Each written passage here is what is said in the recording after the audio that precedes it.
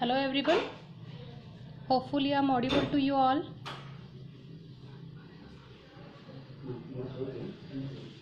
Hello.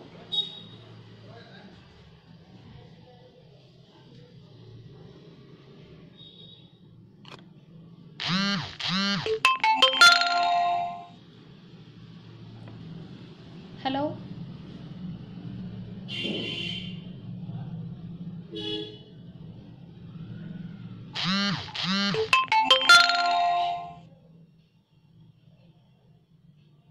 Hello.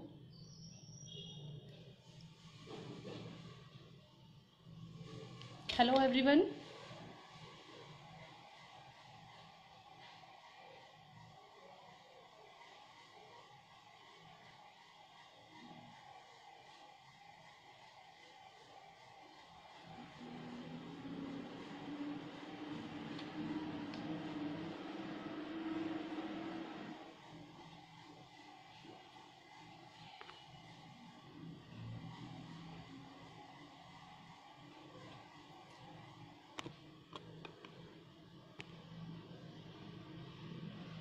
Hello everyone.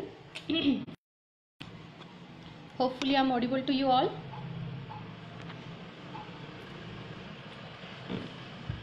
Good evening.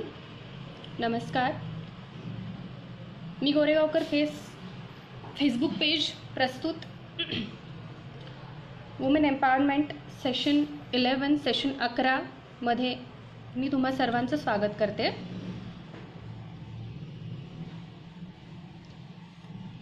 Myself, Dr. Samrajita Suhas Daddikar Thora, consultant gynecologist and obstetrician, working in my private hospital, Siddhivinayak Hospital, Gargoti, nearby outskirts of Kolhapur area.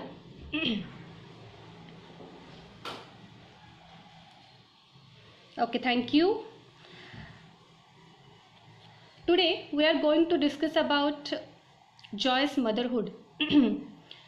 एक सुरक्षित किंवा सुंदर मातृत्व काय असू शकतं याच्याबद्दल आपण आज थोडीफार चर्चा करणार आहोत.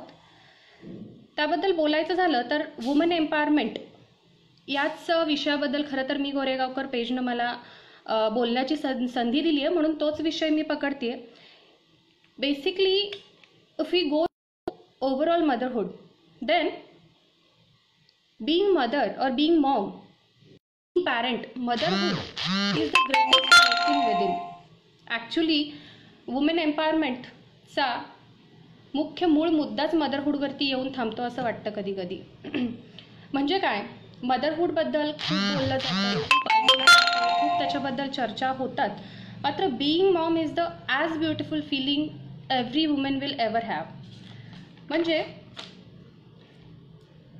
जे मदरहूड जे आपण म्हणतो की हे एक दुसरा आईचा एक दुसरा जन्म असतो किंवा आई होणं एका महिलेचा दुसरा जन्म असतो, त्याच्याबद्दल जर का बोलायचंच झालं तर हा जो दुसरा जन्म मानला जातो किंवा सांगितला जातो त्याच्याबद्दल खरंच चर्चा किती होतात खूप चर्चा, पण व्हायला ज्या पाहिजेत त्या खूप कमी होतात.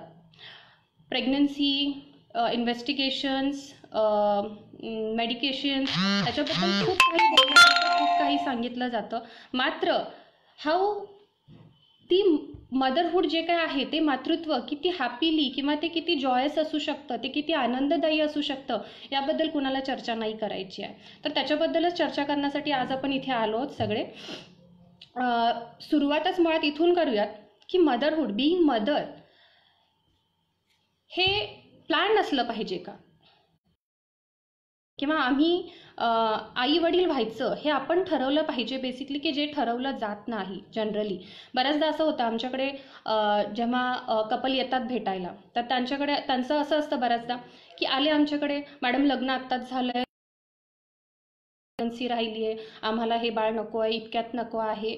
तर हा वे जो आहे हा चुकीचा नाही म्हणता येणार, पण हा योग्य नाही आहे. म्हणजे काय नेमकं, your pregnancy should be by chance and should be bye choice. But not by chance. म्हणजे राहिली आहे की आता राहू दे की नाही, हे जुन्या काळात ठीक होतं, आत्ताच्या काळात हे तितकंसं योग्य नाही आहे. म्हणजे काय, नेमकं काय? आता तुम्ही म्हणाल प्लॅन्ड प्रेग्नन्सी म्हणजे काय नेमकं? तर प्लॅन्ड प्रेग्नन्सीमध्ये एक 4-5 गोष्टी येतात, ज्याला आजकालच्या जमान्यात प्री कन्सेप्शनल काउन्सिलिंग असं आपण म्हणू शकतो. तर प्री कन्सेप्शनल काउन्सिलिंगबद्दल बोलताना आजकाल खूप ट्रेंड वाढला आहे. Pre wedding photoshoot, maternity photoshoot, ह्या आपण खूप जॉयस गोष्टी मानतो, किंबहुना आजकाल हे मॅन्डेटरी झालं म्हणायला हरकत नाही. पण तितक्याच मॅन्डेटरी किंवा त्यापेक्षा मॅन्डेटरी असं म्हणता येईल आपल्याला ह्या गोष्टी आहेत. तर ह्या गोष्टी कोणत्या नेमक्या? तर डॉक्टर, आमचं आत्ताच लग्न झालं आहे, आम्हाला 1 वर्षभर, कमीत कमी 1 वर्ष 1.5 वर्ष आम्हाला बाळ नको आहे, आम्ही काय करू? ही वेल प्लॅन प्रेग्नन्सी असू शकते. म्हणजे बरं, हे झालं बद्दल, किंवा लग्नानंतर आम्हाला इतके दिवस प्रेग्नन्सी, हा तो विषय झाला. हा थोडासा विषय वेगळा आहे, त्याच्याबद्दल आपण नंतर कधीतरी बोलू. मात्र आत्ता मातृत्वाबद्दल बोलताना बीइंग मदर, डॉक्टर, मला आता लग्नाची 1.5 वर्ष झालेली आहेत, 2 वर्ष झालेली आहेत, आता मला आई व्हावंसं वाटतंय, तर मी काय करू? हा प्रश्न जनरली विचारला पाहिजे, विचारला जातोय आजकालच्या जमान्यामध्ये. असं नाही आहे की आजकालच्या मॉडर्न मुलीच हा प्रश्न विचारायला येतात. बऱ्याचदा मला असंही जाणवतं की माझ्याकडे खेड्यापाड्यातून आलेल्या महिलासुद्धा, अगदी नऊवारी नेसणाऱ्या महिलासुद्धा विचारतात, मॅडम आमच्या सुनेचं आत्ताच लग्न झालं आहे, तिला थोडा ह्याबद्दल माहिती द्या. तर ह्या माहितीमध्ये नेमकं काय येतं की प्री कन्सेप्शनल काउन्सिलिंग म्हणजे आम्हाला बाळ होण्यापूर्वी, गर्भधारणेपूर्वीचं समुपदेशन, यामध्ये काय काय गोष्टी येतात किंवा काय आल्या पाहिजेत, जेणेकरून आपली पुढची प्रेग्नन्सी ही वेल प्लॅन्ड किंवा काहीही वेदनादायी त्यामध्ये गोष्टी न येता घडू शकेल. तर यासाठी आपण काय काय करू शकतो? तर यामध्ये जवळपास 4 ते 5 गोष्टी येतात. त्या कोणत्या कोणत्या? बऱ्याचदा असं होतं की आपल्याला प्रेग्नन्सीपूर्वी त्या मुलीला स्वतःबद्दलच काही गोष्टी माहिती नसतात. तर अशा गोष्टी कोणत्या नेमक्या? तर बऱ्याच वेळेला होतं असं की प्रेग्नन्सी घेऊन माझ्याकडे जेव्हा येते मुलगी एखादी, ती म्हणते की मॅडम, मला प्रेग्नन्सीच्या पूर्वीची काहीच कल्पना नाही आहे, पण आता प्रेग्नन्सी राहिली आहे. मग आम्ही तिला विचारतो, बाबा तुझा ब्लड ग्रुप कुठे?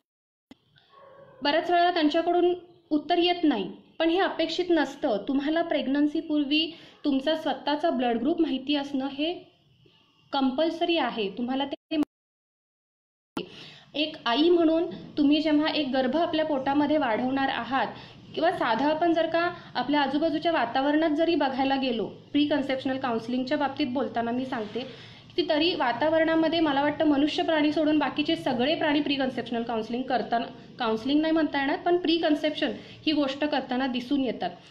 मात्र आपल्याच बाबतीत ह्या गोष्टीत थोडासा ह्या गोष्टी मागे राहिलेल्या आहेत. मात्र असं नाही आहे की ह्या गोष्टी आत्ताच बोलल्या जातात किंवा ह्या गोष्टी नवीनच आहेत, असं नाही आहे.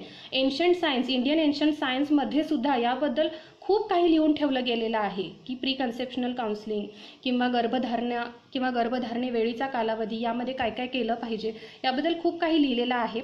मात्र आता आपण मॉडर्न सायन्स काय सांगतो त्याबद्दल बोलू. मी ब्लड ग्रुपबद्दल बोलत होते. ब्लड ग्रुप या विषयाबद्दल बोलताना मुलींचं असं होतं की बऱ्याचदा स्वतःचा ब्लड ग्रुप प्रेग्नन्सी राहिली तरी माहिती नसतो त्यांना. मग हा ब्लड ग्रुप कशाच्या दृष्टीने महत्त्वाचा आहे? तर बऱ्याचदा असं होतं की प्रेग्नन्सी राहिली, पहिल्या 1.5 महिन्यामध्ये काही प्रसंगामुळे, काही गोष्टींमुळे प्रेग्नन्सी लॉस झाला, अबॉर्शन झालं, आणि अशा वेळेला जर का तिला स्वतःचा ब्लड ग्रुप माहिती नसेल, ती घरीच बसून राहिली की आता झालंय, अंगावरून व्यवस्थित गेलेला आहे, नको डॉक्टरांना दाखवायला, आणि जर तिचा ब्लड ग्रुप निगेटिव्ह असेल तर काही कारणास्तव तिला एक इंजेक्शन असतं, ते न दिलं गेल्यामुळे तिच्या पुढच्या प्रेग्नन्सीमध्ये बऱ्याच वेळेला प्रॉब्लेम्स येऊ शकतात. हे येऊ नयेत याकरता कोणताही ब्लड ग्रुप असू दे, A, B, O, positive, negative, कोणताही ब्लड ग्रुप, प्रेग्नन्सीपूर्वी प्रत्येक मुलीला आपला ब्लड ग्रुप माहिती असणं गरजेचं आहे. त्यानंतर दुसरी गोष्ट प्री कन्सेप्शनमध्ये येते, ती म्हणजे CBC, कंप्लीट ब्लड प्रोफाईल किंवा कंप्लीट ब्लड काउंट आपण ज्याला म्हणतो, तो प्रेग्नन्सीपूर्वी त्याचा पूर्ण प्रोफाईल एकदा झालेला असणं गरजेचं आहे. हे कशाच्या दृष्टीनं महत्त्वाचं आहे? तर यामध्ये महत्त्वाचा माइलस्टोन ठरतो तो म्हणजे तुमचं हिमोग्लोबिन. हिमोग्लोबिन हे थ्रू आउट प्रेग्नन्सी नव्हे, होल लाईफ ऑफ वुमन त्यांचा आपला हिमोग्लोबिन हा चांगलाच असला पाहिजे. चांगला म्हणजे 8, 9, 10 ह्याला मी चांगला म्हणणार नाही.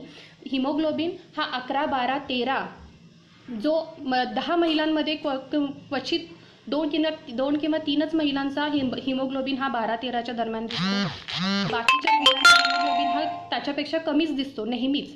तर हिमोग्लोबिन हा चांगलाच असला पाहिजे. तर हा CBC प्रोफाईल तुम्हाला काय सांगतो, तर CBCमध्ये काही गोष्टी, जर एखाद्या मुलीचा हिमोग्लोबिन नेहमीच कमी राहतोय 6, 6, 5, 4 असा राहतोय, तर त्यामध्ये काही गोष्टी तपासून घेतल्या जातात, ज्यावरून आपण काही अंदाज, म्हणजे हिमोग्लोबिनशी रिलेटेड किंवा रक्ताशी रिलेटेड काही आजार, जनुकीय आजार ज्यांना आपण म्हणतो, ते आजार आपल्या त्या पेशंटमध्ये किंवा त्या मुलीमध्ये आहेत का याचा अंदाज CBC वरून लावला जाऊ शकतो. तर असे आजार कोणते, तर असे आजार ज्यामध्ये थॅलेसेमिया मेजर, थॅलेसेमिया मायनर, त्यानंतर सिकल सेल ॲनिमिया सारखे आजार आपल्याला CBC प्रोफाईलवरून त्याचा एक प्राथमिक अंदाज आपण लावू शकतो. तर CBC प्रोफाईल हा प्रेग्नन्सी पूर्वी होणं गरजेचं आहे. त्यानंतर तिसरी गोष्ट बोलायला गेली तर आपण HIV आणि HBsAg, ज्याला HIV तर आता वेल नोन आहे, मात्र HBsAg ज्याला आपण ब कावीळ म्हणतो, तर ही ब कावीळ आपल्याला नाही आहे किंवा आपण याला नॉन रिॲक्टिव्ह आहोत, आपण या बाबतीत निगेटिव्ह आहोत, हे आपल्याला माहिती असणं गरजेचं आहे. तर हे कशाच्या दृष्टीनं माहिती आहे, मॅडम मी HIV बाधित आहे किंवा मी HBsAg पॉझिटिव्ह आहे, तर मी आई होऊ शकते का? हो, ॲडव्हान्स सायन्स तुम्हाला ही संधी देत आहे की तुम्ही आई होऊ शकता, मात्र हे तत्पूर्वी तुम्हाला माहिती असणं खूप अत्यंत गरजेचं आहे की मी HIV बाधित किंवा मी HBsAg ज्याला आपण ब कावीळ म्हणतो मराठीमध्ये, तर ते आपण बाधित आहोत हे आपल्याला तत्पूर्वी माहिती असणं गरजेचं आहे. आणि ते माहिती असेल तर आपण खूप चांगल्या पद्धतीनं तुमच्या प्रेग्नन्सीचं प्लॅनिंग करू शकतो. बऱ्याच वेळेला असं होतं की प्रेग्नन्सी नंतर आपल्याला कळतं की बाबा आपण HIV इतकंसं नाही, मात्र HBsAg पॉझिटिव्हिटी ही आपल्याला प्रेग्नन्सीमध्येच बऱ्याच वेळेला कळते. त्यावेळेला मग ती वेगळ्या पद्धतीनं थोडीशी काळजी घ्यावी लागते. तेच थोडं अगोदर माहिती असेल तर आपण वेल प्लॅन्ड प्रेग्नन्सी करू शकतो. त्यानंतर चौथी गोष्ट झाली पाहिजे ती म्हणजे युरिन रुटीन मायक्रोस्कोपिक, म्हणजे युरिनची रुटीन आणि मायक्रोस्कोपिक तपासणी ही प्रेग्नन्सी पूर्वी एकदा होणं गरजेचं आहे. हे कशासाठी, तर बहुतांशी महिलांमध्ये जर का लघवीमध्ये वारंवार इन्फेक्शन्स होत असतील तर त्या महिलांमध्ये अबॉर्शन होण्याचं प्रमाण हे थोडंफार जास्त सांगितलेलं आहे, हे विज्ञान सांगतंय. त्यामुळे अशा महिलांमध्ये काही रुटीन मायक्रोस्कोपिक युरिनची एक्झामिनेशन अगोदर झालेली असेल तर वेल अँड बेटर, त्यानुसार आपण त्यांच्या बाबतीत काही ट्रीटमेंट देऊन मग त्यांना प्रेग्नन्सीसाठी प्लॅन करू शकतो. ही झाली चौथी गोष्ट. त्यानंतर पाचवी आणि अत्यंत महत्त्वाची गोष्ट की फॉलिक ॲसिड. प्रेग्नन्सीपूर्वी कमीत कमी 1 महिना आणि जास्तीत जास्त 3 महिने तुम्हाला फॉलिक ॲसिडची साधी गोळी ही सुरू असणं गरजेचं आहे. किंबहुना 15 रुपयाला 1 महिन्याचे आपल्याला पॅकेट्स मिळून जातात folic ॲसिडचे.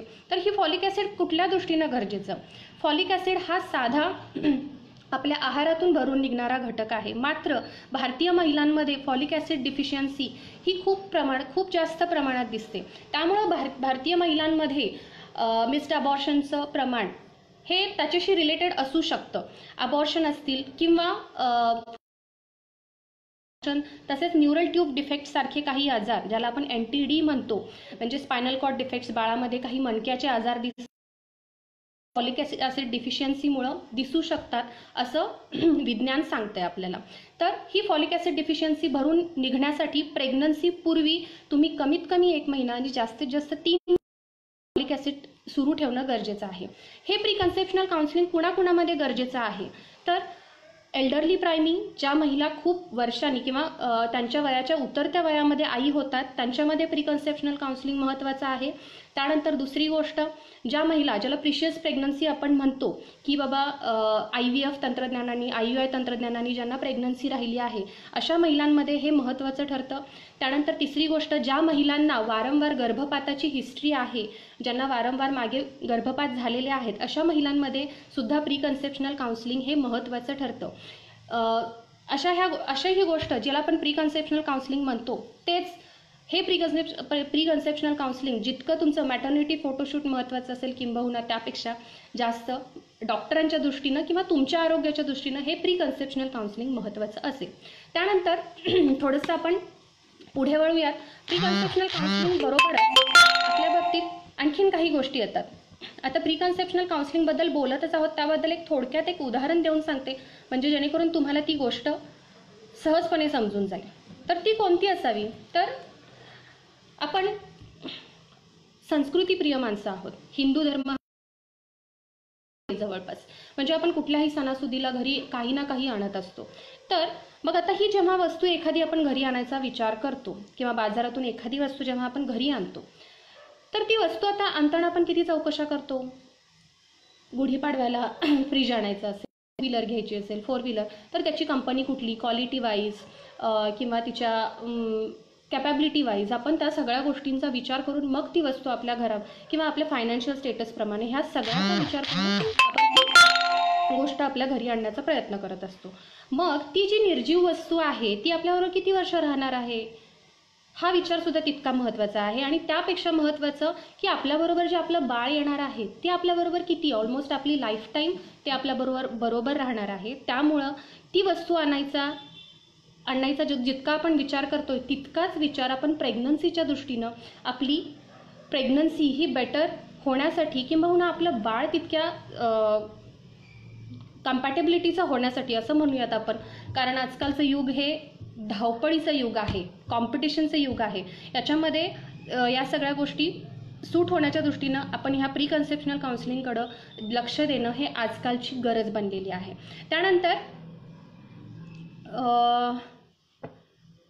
Sorry Bharti madam, I can speak in English, but इकडे खूपसे लोक असे आहेत की जे बरेचसे लोक इंग्लिश मे बी त्यांना कळेल नाही कळेल मला नाही माहिती. I will try to talk in Hindi in between. Okay. Then if we talk about the recent studies about what's happening between ancient India and right now what is happening with pregnant mothers in recent India. आता फरक नेमका कुठे येतोय तर पूर्वीची परिस्थिती आणि आत्ताची परिस्थिती यामध्ये काय फरक नेमका झालेला आहे, फरक आहे का किंवा त्याच्यानुसार प्रेग्नन्सीचा डिफरन्स झालेला आहे किंवा त्याच्यानुसार डिलिव्हरीचा डिफरन्स झालेला आहे का, तर याबद्दल थोडंसं नक्की बोललं पाहिजे. की सरळ आम्हाला बोललं जातात की बऱ्याच वेळेला पेशंटचे नातेवाईक आले की सरळ असं म्हणता येईल की सरळ सरळ डॉक्टरांवरती आरोप केले जातात की सिझेरियन सेक्शनचं प्रमाण वाढलेलं आहे. मान्य करतो की आम्ही सिझेरियन सेक्शनचं प्रमाण वाढलेलं आहे, मात्र त्याच्याबरोबर काही गोष्टींचा पाठपुरावा सुद्धा आपण केला पाहिजे. तो म्हणजे कोणता की जुन्या काळामध्ये नेमकं काय होतं आणि आत्ताच्या काळामध्ये नेमकं काय बदललेलं आहे. जुन्या काळांमधल्या महिला किंवा आपल्या आई आजीच्या काळामध्ये जो काही आपलं दिवसभराचं वर्कलोड असेल जे काही असेल आणि त्या मानाने आत्ताचं जुन्या काळामध्ये फिजिकल स्ट्रेस हा खूप जास्त होता. फिजिकल स्ट्रेस किंवा शारीरिक कष्ट किंवा कष्ट करण्याची तयारी जी काही होती जुन्या महिलांची त्याच्या मानाने आत्ताच्या लोकांमध्ये किंवा आत्ताच्या महिलांमध्ये मेंटल स्ट्रेसचं प्रमाण हे खूप जास्त आहे फिजिकल स्ट्रेसच्या मानाने. मग त्या बाबतीत बऱ्याच गोष्टींचं आपण उदाहरण घेऊ शकतो. जर उदाहरण घ्यायचं म्हटलं तर जुन्या काळामध्ये काय होतं की बऱ्याच वेळेला घरची कामं ही घरी केली जायची. त्याहीपेक्षा महत्त्वाचं म्हणजे घरामध्ये बऱ्याच वेळेला पाणी बाहेरून आणावं लागायचं, नदीवरून विहिरीवरून पाणी आणायला लागायचं. हे एक साधी उदाहरणं आहेत किंवा मिक्सर ह्या सगळ्या ज्या काही स्मॉल इक्विपमेंट्स आहेत घरी ते नव्हते त्या काळामध्ये. मग त्याचा फायदा असा व्हायचा की फिजिकल एक्झर्शन महिलांचं यामध्ये होत जायचं. असं मला म्हणायचं नाही आहे की आजकालच्या महिलांना फिजिकल एक्झर्शन नाही आहे, मात्र फिजिकल एक्झर्शनपेक्षा आपण ज्या करिअरिस्टिक वुमन आहोत किंवा आजकाल आपण करिअर फोकस्ड आहोत त्यांच्यामध्ये मेंटल स्ट्रेस किंवा मेंटल एक्झर्शन हे सुद्धा एक खूप महत्त्वाचं अबॉर्शनच्या दृष्टीनं कारण सांगितलेलं आहे. तर हे जास्त आहे आपल्यामध्ये फिजिकल एक्झर्शनच्या मानाने. तर फिजिकल एक्झर्शन जुन्या लोकांमध्ये किंवा फिजिकल एक्सरसाइज हा जुन्या लोकांमध्ये खूप जास्त होता किंवा मेंटल स्ट्रेस हा प्रकार त्यांच्यामध्ये इतका पाहिला जात नव्हता. त्या मानाने आजच्या काळामध्ये मेंटल स्ट्रेस खूप जास्त वाढलेला आहे आणि त्या मानाने फिजिकल एक्झर्शन तितकंसं नाही आहे. आणि हे एक खूप महत्त्वाचं कारण असू शकतं सिझेरियन सेक्शनच्या दृष्टीने. कारण आपला तो फिजिकल एक्झर्शन आपल्याला इतकासा जुन्या काळात जो होता तो आत्ता आपल्याला दिसत नाही आहे. त्यानंतर आणखीन बोलायचं झालं तर श्रद्धा आणि अंधश्रद्धा हा पण एक पूर्वी आणि आत्तामध्ये थोडासा फरक पडलेला आहे. जुने लोक श्रद्धाळू होते मान्य आहे, मात्र आत्ता मला असं सांगावं लागेल की आत्ताचे लोक हे श्रद्धेपेक्षा अंधश्रद्धा जास्त करत आहेत. म्हणजे काय, बऱ्याच वेळा तुम्ही जेव्हा फर्स्ट व्हिजिटलाच आमच्याकडे येत असता तेव्हा तुम्हाला डॉक्टर सांगत असतात की 2 तासापेक्षा जास्त उपाशी राहू नकात किंवा कुठलेही उपवास ह्या गोष्टी करू नकात. मात्र बऱ्याच वेळेला आम्हाला सरळ असं ऐकायला मिळतं की मॅडम मी फक्त पौर्णिमा करते, एकादशी करते, संकष्टी करते आणि कुठलं एखादं 9 महिन्यामध्ये एखादं ना एखादं ग्रहण आडवं जातं आपल्याला, तेवढंच करते. मग एवढे उपास केले तर चालतील का हो? डॉक्टर तुम्हाला समोरून सल्ला देतात की तुम्ही 2 तासापेक्षा जास्त वेळ उपाशी राहू नका आणि तुम्ही समोरून विचारते की उपवास केले तर चालतील का? तर हा अंधश्रद्धेचा भाग झाला. तुम्ही करिअर फोकस्ड वुमन एकीकडे स्वतःला म्हणता आणि एकीकडे तुम्ही ह्या सगळ्या गोष्टी पाळता, हे पूर्णपणे चुकीचं होईल असं मला वाटतं. त्यामुळे कुठलेही उपवास, डाएट हा खूप खूप महत्त्वाचा इम्पॉर्टंट रोल प्ले करत असतो तुमच्या प्रेग्नन्सीमध्ये. त्यामुळे उपवास हे कुठल्याही प्रेग्नन्सीमध्ये डॉक्टर तुम्हाला सजेस्ट करणार नाहीत. ग्रहणांच्या बाबतीत बोलायला गेला तर माझा याला सुरुवातीपासूनच खूप विरोध आहे. ग्रहणं तुम्हाला समोर तुमच्या बाळाचे सोनोग्राफीचे रिपोर्ट समोर दिसताना तुम्ही ग्रहणं पाळली पाहिजेत, नाही तर तुझ्या बाळाला हे होईल, हे कितपत मान्य करू शकतो आपण? आजकालच्या मुलींनी तर हे मान्य करणं हे मला योग्य वाटत नाही आहे. त्यामुळं कोणतेही उपवास, मग ते ग्रहणाचे असू देत किंवा कुठल्या पौर्णिमेचे, एकादशीचे, संकष्टीचे असू देत, हे तुम्ही पूर्ण 9 महिन्यांमध्ये किंबहुना त्याच्यानंतर ब्रेस्ट फिडिंगवरती जे 6 महिने तुम्ही आहात त्या 6 महिन्यांमध्ये सुद्धा तुम्ही कोणतेही उपवास करणं हे डॉक्टरना अपेक्षित अजिबात नाही आहे. त्यानंतर बोलायचं झालं तर आत्ताचं आपण जे रिसेंट इंडियाबद्दल बोलतोय त्याच्यामध्ये मुली काय आहेत, माझं करिअर, माझ्यावर वाढलेल्या जबाबदाऱ्या किंवा घरात बऱ्याच वेळेला असं होतं की घरात सांगायला किंवा दोघेच राहत असतात सिटीमध्ये, तर अशा वेळेला सांगायला घरचं कुणी नाही आहे, घरामध्ये कुणी सल्ला द्यायला नाही. आणि बऱ्याच वेळेला असंही होतं की घरचं कुणी सांगायला असेल तरी आजकालच्या पिढीला ते पटत नाही आहे. मात्र हे चुकीचं आहे. थोड्याफार प्रमाणात करिअर गोल्स महत्त्वाचे आहेतच. माझ्याकडे असं बऱ्याच वेळेला असं दिसतं की माझ्याकडे जेव्हा पेशंट दाखवायला येतो 7 महिन्यापर्यंत जॉब केलेला असतो, 8व्या-9व्या महिन्यामध्ये माहेरी आल्या की माझ्याकडे दाखवायला आल्यानंतर असं दिसतं आम्हाला की कुठे जॉबला आहात मॅडम, माझं चांगलं 8-9 लाख पॅकेज आहे आणि पॅकेजनंतर दुसरी गोष्ट आम्ही चेक करून बघतो तर CBC प्रोफाईल, तुमचा CBC प्रोफाईलमध्ये दिसतं की हिमोग्लोबिन 6 आणि 7 आहे. मग तुमच्या चांगल्या मोठ्या पॅकेजचा तुमच्या बाळाला काय फायदा झाला, हा मी प्रश्न त्यांना विचारतो. तर यामध्ये खूप महत्त्वाचा रोल प्ले करतो तो म्हणजे आपल्या घरामध्ये कुणी ना कुणीतरी प्रेग्नन्सी पिरियडमध्ये तुमच्यासोबत कुणी ना कुणीतरी असणं हे तुमच्या दृष्टीनं महत्त्वाचं असतं. इमोशनली, मेंटली आणि फिजिकली सगळ्या दृष्टीने ते महत्त्वाचं असतं. त्यानंतर करिअर गोल्स, मेंटल स्ट्रेस ह्या खूप प्रेग्नन्सीमध्ये त्रास देणाऱ्या गोष्टी असतात. करू नका असं मी म्हणणार नाही. किंवा मला असंही विचारलं जातं बऱ्याच पेशंटकडून, मॅडम आराम केव्हापासून घ्यावा? डाएट, एक्सरसाइज आणि तिसरी गोष्ट महत्त्वाची येते त्यामध्ये, ती म्हणजे की तुम्ही किती प्रमाणात आराम केला पाहिजे. तर मी अशा लोकांना, अशा मुलींना सल्ला देऊ इच्छिते की दिवसातून कमीत कमी 1.5 ते 2 तासाचा आराम हा सफिशियंट आहे तुमच्यासाठी. मात्र त्यापेक्षा ट्विन्स असतील तर जास्तीत जास्त 2.5-3 तासाचा आराम तुमच्यासाठी सफिशियंट आहे. मात्र आराम हा तितकाच मॅन्डेटरी आहे का? तर मी म्हणेन नाही. तुम्ही 9 महिन्यापर्यंत, अगदी 9 महिन्याच्या अगदी कळा लेबर पेन सुरू होईपर्यंत मी म्हणेन की तुम्ही तुमचं जे काही तुमचं काम आहे, तुमचं ऑफिस वर्क आहे, जे काही आहे ते तुम्ही करू शकता, which is good for you. जर तुमच्या डॉक्टरनी तुम्हाला बेड रेस्ट सांगितली नसेल तर तुम्ही ते करू शकता. किंबहुना मी असं म्हणेन की लेबर पेन्स घेऊन डायरेक्ट ऑफिसमधून जरी हॉस्पिटलला गेलात तरी हरकत नाही. मात्र तुम्ही शेवटच्या दिवसापर्यंत कामात राहाल, जेणेकरून तुमच्यावरती बाकी जो काही ठीक आहे तुम्ही कामात आहात, त्यामुळे तुमचा मेंटल स्ट्रेस, इमोशनल इम्बॅलन्स आहे हा होणार नाही. तुम्ही कामात असणं हे कधीही चांगलं आहे. त्यानंतर बोलायचं झालं तर एक्सक्यूज मी,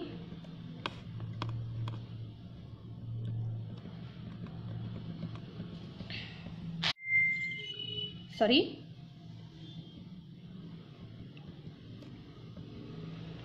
त्यानंतर प्रेग्नन्सीमध्ये आपल्याला त्रासाचं काय असू शकतं किंवा प्रेग्नन्सीमध्ये आपल्याला थोडंफार जे आपल्याला कष्ट देऊ शकतात अशा गोष्टी नेमक्या कुठल्या? तर काही गोष्टी आहेत ज्या आपण ओव्हरकम करू शकतो. तर अशा कोणत्या कोणत्या? तर एअर पोल्युशन किंवा हवेतलं प्रदूषण जे आहे ते आपण टाळू शकत नाही, मात्र त्याच्यावरती आपण उपाय शोधू शकतो. आता तर तुम्हाला माहितीच आहे की कोरोना, लॉकडाऊन याच्यामुळे एअर पोल्युशन हे तर सर्वेच सांगतोय की एअर पोल्युशन खूप कमी झालेलं आहे. म्हणजे काय, तर याचा फायदासुद्धा ज्या काही आत्ता ज्यांची प्रेग्नन्सी ऑनगोईंग आहे त्याचा फायदा करून घेऊ शकतात. मात्र हे टाळू शकत नाही आपण. मात्र ह्याच्यावरती ओव्हरकम कसा करू शकता? तुम्हाला जी काही एक्सरसाइज डॉक्टरने रिकमेंड केली आहे, योगासनं आहेत, वॉक आहे, जे काही तुम्हाला रिकमेंड केलेली आहे ती थोडीशी मॉर्निंग पिरियडमध्ये, म्हणजे ज्या वेळेला एअर पोल्युशनचं प्रमाण हे कमी असतं अशा वेळात तुम्ही करू शकता. किंवा प्राणायाम हे जे काही तुम्हाला प्रेग्नन्सीमध्ये सांगितले जातात ते तुम्ही सकाळच्या वेळेमध्ये केला तर त्याचा फायदा जास्त होऊ शकतो तुम्हाला. त्यानंतर पॉइझनिंग म्हणजे कशातून? तर दूषित अन्न पाण्यातून होणारे जे काही आजार आहेत त्याला ओव्हरकम करण्यासाठी तुम्ही काय करू शकता? तर शुद्ध पाणी प्या, प्युअर ॲक्वागार्ड जे काही असेल, किंवा साधं घरी उकळून गार केलेलं पाणीसुद्धा तुम्ही प्रेग्नन्सीमध्ये घेणं, हे प्रेग्नन्सी किंवा ब्रेस्ट फिडिंगमध्ये असताना घेणं. कारण भारतीय लोकांमध्ये दूषित अन्न पाण्यातून होणारे आजार हे 90 ते 95% ह्याचं प्रमाण आहे. त्यामुळे तुम्हाला शुद्ध पाणी आणि जे काही आपण घेतो ते ताजं अन्न घ्या. मी तर माझ्या कुठल्याही पेशंटना तुम्ही खूप काही काजू, बदाम, पिस्ते अशा गोष्टी, तूप अशा गोष्टी खा असा मी सल्ला देणार नाही. मात्र तुमची रोजचीच भाजी, भाकरी, पोळी, चपाती जे काही तुम्ही खाताय, आमटी, भात जे काही खाताय ते तुम्ही ताजं खाल्लं पाहिजे. कोणतंही शिळं अन्न तुम्ही आवडतंय म्हणून असे ना तुम्ही खाल्लं नाही पाहिजे. म्हणजे जसं मी त्यांना उदाहरणच द्यायचं झालं तर मी अशा पद्धतीनं उदाहरण देत असते की you can do exercise during and after pregnancy. What you want to ask? Exercise he generally me recommend करते की सकाळी मॉर्निंग पिरियडमध्ये, म्हणजे ज्या वेळेला सनराईज होतो त्यावेळेला तुम्ही एक्सरसाइज करा, किंवा इव्हनिंग पिरियडमध्ये. ह्याला काही लॉजिक आहेत किंवा ह्याला प्रेग्नन्सी रिलेटेड काही गोष्टी सांगितल्या जातात. ते म्हणजे काय, तर लाईट ब्ल्यू जो कलर आहे, लाईट ब्ल्यू कलरच्या बाबतीत तन्वी मॅडम तुम्हाला उत्तर देते मी की लाईट ब्ल्यू कलर हा प्रेग्नन्सीची पॉझिटिव्हिटी वाढवणारा कलर असे काही स्टडीज सांगतात.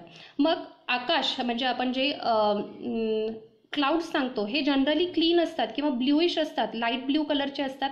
हे जनरली मॉर्निंग पिरियड आणि इव्हनिंग पिरियडमध्ये असतात. त्यामुळे मी मोकळ्या हवेमध्ये, तुम्ही स्लॅबवर असेल, कुठेही असेल तर अशा ठिकाणी तुम्ही एक्सरसाइज करतानाही अर्ली मॉर्निंग पिरियड म्हणजे सूर्योदयाच्या वेळेला आणि सूर्यास्ताच्या वेळेला मी तुम्हाला एक्सरसाइज रिकमेंड करेन. त्यानंतर मी बोलत होते डाएटबद्दल. तर तुम्ही ताजा आहार घ्या. जो काही तुम्ही आहार घेत आहात तो तुमचा ताजा आहार असला पाहिजे. त्यानंतर वाढती गर्दीच्या ठिकाणी जेवायला जाणं किंवा त्या ठिकाणी डाएट घेणं अशा गोष्टी थोड्याशा प्रेग्नन्सीमध्ये टाळल्या पाहिजेत. त्यानंतर स्पर्धा, माझं करिअर आहे, माझी एक्झाम आहे, ही एक्झाम मला दिलीच पाहिजे, यावेळेला या सगळ्या गोष्टी घडल्याच पाहिजे, माझं प्रमोशन आहे, ह्या सगळ्या गोष्टी आपण नंतरसुद्धा करू शकतो. त्या आता आपल्या प्रायोरिटीज असता कामा नयेत. त्या सगळ्या प्रायोरिटीज आपण नंतरसुद्धा ओव्हरकम करू शकतो. त्यानंतर टेन्शन्स, आयुष्यातले ताणतणाव हे प्रत्येकाकडे आहेत. मात्र त्याबद्दल मेडिटेशन जे आपण सांगतो, मेडिटेशनचा तुम्ही चांगला उपयोग टेन्शन्समध्ये करू शकता. मात्र टेन्शन्स किंवा जे आपण प्रेग्नन्सी रिलेटेड डिप्रेशन किंवा आफ्टर प्रेग्नन्सी डिलिव्हरी नंतरसुद्धा डिप्रेशन ह्या गोष्टी थोड्याशा आजकाल स्टडीज त्याचे व्हायला लागले. त्याबद्दल पण बोललं पाहिजे, डॉक्टरना सांगितलं पाहिजे. बऱ्याच वेळेला तुमचे प्रश्न असतात की प्रेग्नन्सीमध्ये मी नेमकं, आपले 9 महिने जवळपास प्रेग्नन्सीचे जे आहेत ते हॅपी गो लकी न जाता आपले 9 महिने ह्यातच जातात की डॉक्टर माझी डिलिव्हरी कशी होणार, नॉर्मल डिलिव्हरी होणार की सिझेरियन सेक्शन होणार, आणि दुसरं म्हणजे मला मुलगा होणार की मुलगी होणार. या 9 महिन्यात हाच विचारात आपले 9 महिने निघून जातात आणि काय करायला पाहिजे हे प्रश्न अनुत्तरित राहतात. तर या बाबतीत बोलताना मी असं सांगेन की योगा, एक्सरसाइज, मेडिटेशन हे सगळं महत्त्वाचं आहे. मात्र त्याही सोबत तुमचा डाएट हा सुद्धा खूप महत्त्वाचा रोल प्ले करत असतो. मात्र त्याबरोबरच आपले जी काही लाईफस्टाईल आहे, लाईफस्टाईल चेंजेस आहेत त्याकडे सुद्धा लक्ष देणं गरजेचं आहे. प्रेग्नन्सीमध्ये थोडंसं बाकीच्या प्रायोरिटीज आपण बाजूला ठेवल्या पाहिजेत. Is eating fish in pregnancy is safe? No issues. You can go for it. Eating fish is good for baby, so you can go for it. No problem. त्यानंतर स्वच्छ पाणी, स्वच्छ आरोग्यदायी अन्न, नियमित व्यायाम, exercise, yoga, whatever you do, take it from Google, take it from YouTube. You have many of videos there, you can go for it. त्यानंतर निर्व्यसनी जीवन पद्धती, म्हणजे कोणतीही व्यसनं नसणं प्रेग्नन्सीमध्ये खूप महत्त्वाचं आहे. नॉट ओनली अल्कोहोल और not only cigarette smoking, but rather than that we have many of bad things to do in our life. म्हणजे काय नेमकं की काय आपण करत असतो जे आपल्या बेबीसाठी चांगलं नाही आहे. मॅडम मी अल्कोहोल नाही घेत, सिगरेट स्मोकिंग नाही घेत, मग माझ्या बेबीसाठी अनसेफ काय आहे. तर तुमचा चहा आणि कॉफी हे तुमच्या बेबीसाठी तितकंच धोकादायक आहे जितके की सिगरेट स्मोकिंग आणि अल्कोहोल. तुम्ही म्हणाल हे कसं काय, कारण आपण थ्रूआउट प्रेग्नन्सी आपण कुठल्या गोष्टी करत असतो. तर महत्त्वाचं म्हणजे आयर्न, कॅल्शियम, ह्या दोन्ही टॅबलेट तर every doctor is going to prescribe you. तर ह्या सगळ्या मेडिकेशन्स आपल्याला सुरू असताना सोबत आपण जर का चहा कॉफी याचं प्रमाण अगदी 8 दिवसातून 8-8, 10-10, 12-12 कप आपण जर का चहा आणि कॉफी घेत असेल तर कॅफिन आणि टॅनिन हे प्रेग्नन्सीमध्ये खूप धोकादायक असतात. मी तरी स्वतः रिकमेंड करते की दिवसातून एखादा कप कॉफी, इधर एखादा कप चहा एवढंच तुम्ही घेऊ शकता. इतर वेळेला दूध खूप महत्त्वाचा रोल, किंवा मिल्क आपण जे म्हणतो, हे खूप महत्त्वाचा रोल प्ले करत असतं प्रेग्नन्सीमध्ये. त्यामुळे कॉफी आणि चहा हे खूप कमी की बंद असतील तर खूप छान, मात्र सवयच असेल तर एखादा कप मी घ्या असं सांगेन. तर आणि बाकीची कोणतीही व्यसनं ही प्रेग्नन्सीमध्ये योग्य नाही आहेत. आपल्या बाळाच्या दृष्टीनं, बाळाच्या डेव्हलपमेंटच्या दृष्टीनं सुद्धा हे चांगलं नाही आहे. त्यानंतर छंद असलेले हवेत का, तर छंद खूप महत्त्वाचे आहेत. आताच मला प्रश्न विचारला रुपाली मॅडमनी की वाचन किती महत्त्वाचं आहे. 100% तुम्ही कोणताही एखादा छंद प्रेग्नन्सीमध्ये असणं, तुमच्या बरोबर असणं, तुमच्या सोबतीनं असणं गरजेचं आहे. तो छंद कोणताही असू शकतो. जिला जो छंद आवडतो तो तुम्ही करू शकता आहे. Excuse me. वाचन महत्त्वाचं आहे, त्याच्याबरोबर काय वाचावं हे तितकंच महत्त्वाचं आहे. कारण बऱ्याच लोकांना थ्रिलर स्टोरीज, हॉरर स्टोरीज वाचायला खूप आवडत असतात, मात्र प्रेग्नन्सीमध्ये ते सेफ नाही आहे. ते बुक्स द्या ना मला, गुड न्यूज द्या फक्त, सुप्रजेसाठी नाही आहे इथं. तर रीडिंग हे सुद्धा तितकंच महत्त्वाचं आहे. मात्र रीडिंगमध्ये काय वाचावं, तुम्हाला शक्य असेल सांस्कृतिक, उत्साहवर्धक, म्हणजे काही तुम्हाला तुमच्या आयुष्यामध्ये काही आदर्श असू शकतात. तुम्हाला असं वाटत असेल की बाबा माझ्या बाळाने अशा पद्धतीनं घडलं पाहिजे, उद्या माझ्या बाळावरती अशा पद्धतीचे संस्कार झाले पाहिजेत. तर संस्काराबद्दलच जर का बोलायचं झालं तर गर्भसंस्कार आजकाल खूप रुजू पाहतात आपल्यामध्ये. त्याचे क्लासेस, गर्भसंस्काराचे क्लासेस, भली मोठी फी भरून आपण ते गर्भसंस्काराचे क्लासेस अटेंड करायला जातो.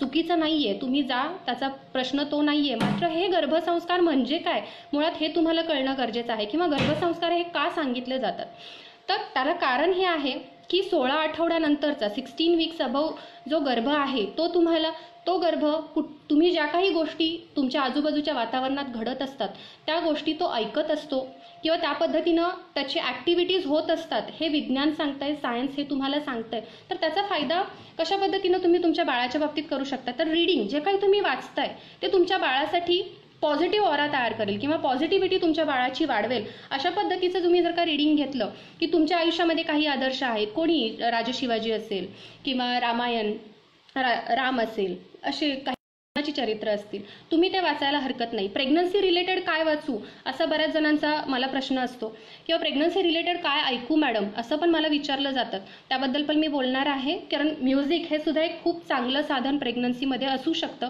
त्याबद्दल मी पुढं बोलते. मात्र बुक्स काय काय वाचली पाहिजेत, तर डॉक्टर गीतांजली शहांचं एक बुक आहे सुप्रजेसाठी गर्भसंस्कार. त्याची इंग्लिश आवृत्ती सुद्धा, इंग्लिश एडिशन सुद्धा अवेलेबल आहे. ते बुक वाचण्यासाठी प्रेग्नन्सीमध्ये खूप सुंदर आहे. त्यानंतर बालाजी तांबेंचं सुद्धा एक पुस्तक जे काही गर्भसंस्कारांचं आहे ते सांगितलं जातं, पण किंबहुना ते थोडंसं आपल्या बाबतीत आपण तितकं रीड करू की नाही, किंवा त्या सगळ्याच गोष्टी आपण फॉलो करू की नाही असा प्रश्न बऱ्याच पेशंटकडून विचारला जातो. त्यामुळे त्यापेक्षा काही सोपी साधी पुस्तकं आहेत ती मी त्यांना वाचायला सांगते. त्यापैकी एक म्हणजे सुप्रजेसाठी गर्भसंस्कार डॉक्टर गीतांजली शहांचं, आणि दुसरं डॉक्टर अरुण गद्रेंचं गुड न्यूज आहे नावाचं एक पुस्तक आहे. ही बुक्स तुम्हाला मार्केटमध्ये अवेलेबल होऊ शकतात. ती तुम्ही प्रेग्नन्सीशी रिलेटेड वाचू शकता. ती सोडून तुम्हाला कोणतीही जी काही चरित्र आहेत, चांगली चरित्र, लाईक डॉक्टर APJ अब्दुल कलामांचं चरित्र असेल किंवा जी काही जिजाऊ चरित्र पण मी एक रिकमेंड करते. राजा शिवाजी जिजामातांचं जे चरित्र आहे, जिजाऊ चरित्रसुद्धा तुम्ही प्रेग्नन्सीमध्ये वाचा असं मी सांगत असते. त्याच्यानंतर थोडंसं आपण वळूयात दुसरे कोणते छंद असले पाहिजेत. तर म्युझिक हा एक खूप चांगलं कम्युनिकेशन होऊ शकतं आपल्यामध्ये आणि आपल्या बाळामध्ये. तर बाळाला नेमकं काय आवडतं, तर सायन्स सांगतं की बाळाला वीणा आणि सितार ह्या दोन्ही वाद्यांचा आवाज बाळाला खूप आवडतो किंवा गर्भाला खूप आवडतो. तर रामरक्षेमध्ये जनरली हीच दोन वाद्यांचा जास्त वापर केला आहे. त्यामुळे बरेचसे डॉक्टर्स हे तुम्हाला रामरक्षा ऐका असं सांगतील. किंवा बालाजी तांबेंची अमिताभ बच्चन सरांच्या आवाजातली पण एक ऑडिओ CD आहे अवेलेबल बाजारामध्ये. ती कितपत तुमच्या बाळाला कळेल इथे ह्याबद्दल मी काही कमेंट नाही करणार, कारण त्यामध्ये जवळपास सगळे श्लोक आणि जे काही आहे मटेरियल ते ऑलमोस्ट संस्कृतमध्ये आहे. आईला संस्कृत कळत नसेल तर मला शंका आहे बाळाला किती कळेल. त्यामुळे मी म्हणेन की तुम्हाला जे काही आवडतं, तुम्हाला ज्या पद्धतीचं संगीत आवडतं, शांत पद्धतीचं संगीत, I am not talking about rock band and all, शांत पद्धतीचं संगीत तुमच्या बाळाला तुम्ही ऐकवू शकता. ते सुद्धा तुमच्या बाळासाठी एक पॉझिटिव्हिटी तयार करत असतं किंवा ते एक चांगली कनेक्टिव्हिटी तुमची आणि तुमच्या बाळामध्ये तयार करत असतं. किंबहुना बऱ्याच वेळेला असंही दिसतं आमच्या पेशंटच्या बाबतीत की काही आईनी तिच्या प्रेग्नन्सीमध्ये काही गोष्टी जर का रिपीटेडली ऐकल्या असतील तर बाळ ते रिकग्नाइज करतं. म्हणजे आता ह्या बाबतीत बोलायचं झालं तर म्हणजे काय, तर माझ्या स्वतःच्या बाबतीत असं झालं की माझ्या बाळांनी माझ्या डिलिव्हरीच्या दुसऱ्या किंवा तिसऱ्या दिवशी त्याच्या पप्पांचा आवाज, त्याच्या आजीचा आवाज आणि त्याच्या आजोबांचा आवाज आणि मामाचा आवाज, हे 4 आवाज ते 9 महिने पूर्ण रिपीटेडली ऐकत होतं किंवा ही सगळी माणसं त्याच्याशी कम्युनिकेशन करत होती. तो आम्ही एक केलेला प्रयोग होता. तर हे 4ही आवाज माझं बाळ त्याच्या 3ऱ्या, 4थ्या, 5व्या दिवशी ओळखायला लागलं होतं. तर असे काही प्रयोग तुम्ही करू शकता. सेल्फ ओरिएंटेशन हा खूप महत्त्वाचा असतो. म्हणजे काय नेमकं, तर सेल्फ ओरिएंटेशनमध्ये माझ्या बाळाकडे किती लक्ष आहे ह्या सगळ्या गोष्टी तुम्ही तुमच्या छंदातून अचीव करू शकता. माझ्या बाळाकडे किती लक्ष आहे याच्यापेक्षा सुद्धा माझ्या घरच्यांचं किती लक्ष आहे हे सुद्धा महत्त्वाचं आहे. याच्यासाठी मी एक सजेस्ट करत असते की तुम्ही तुमच्या बाळाशी बोला, तुमच्या बाळाशी संवाद साधा. You can communicate with your baby. कशाही पद्धतीचं असू दे. सकाळी उठल्यावर good morning baby, how are you, तू कसा आहेस, तू कशी आहेस, तू छान आहेस ना, किंवा बाबा ऑफिसला गेले, बाबा ऑफिसवरून आले, साध्या सुध्या गोष्टी असतात. मी आता जेवणार आहे, मी आता खाणार आहे, काहीही बोला, तुमच्या बाळाशी संवाद साधा. कारण तुमच्यासाठी आजूबाजूला सगळं जग आहे, तुमच्या बाळासाठी तुम्हीच आहात फक्त. त्यामुळं तुम्ही ह्या गोष्टी कम्युनिकेट करू शकता तुमच्या बाळाशी.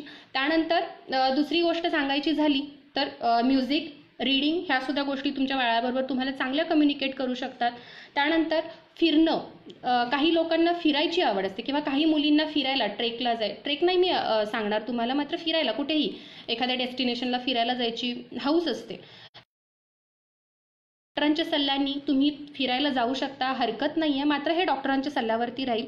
कारण आजकाल बऱ्याच पेशंट्सकडून मी ऐकते की बेबी मून नावाचा एक कन्सेप्ट आजकाल डेव्हलप व्हायला लागला आहे. बऱ्याच इन्स्टा पोस्टवरती बरेच सेलिब्रिटी बेबी मून सेलिब्रेशन वगैरे टाकत असतात. हरकत नाही आहे. तुम्हाला हे सांगितलंच जातं की त्या कपलनी एकमेकांसाठी त्या पिरियडमध्ये एक थोडा वेळ आपल्या बाळासाठी देणं, एकमेकांसाठी देणं जास्त गरजेचं आहे. त्यामुळे हरकत नाही आहे. बेबी मूनसुद्धा चांगली कन्सेप्ट आहे, तीसुद्धा फॉलो करायला हरकत नाही आहे. त्यानंतर वॉचिंग TV, पाहणे, मूवीज किंवा काही TV शोज, काय बघावं त्याच्यावरती हा महत्त्वाचा मुद्दा आहे. TV बघणं चांगलं आहे. बऱ्याच वेळेला आम्ही आमच्या फॅमिलीमध्ये TVला इडियट बॉक्स जरी म्हणत असेल तरी TVवरती पण काही बऱ्याच चांगल्या गोष्टीसुद्धा घडत असतात. त्यासुद्धा बघणं आजकालची गरज आहे म्हणायला हरकत नाही. मात्र तुम्ही तुमच्या बाळापर्यंत काय पोहोचवणार आहात हे महत्त्वाचं आहे. ज्या काही रटाळ TV सिरियल्स तुम्ही वर्षानुवर्षे पाहत आलाय, सासू सून वॉट एव्हर इट इज, जे काही तेच तुम्हाला तुमच्या बाळापर्यंत पोहोचवायचं आहे का याचा विचार करा आणि मग तुमच्या बाळाला ते दाखवा.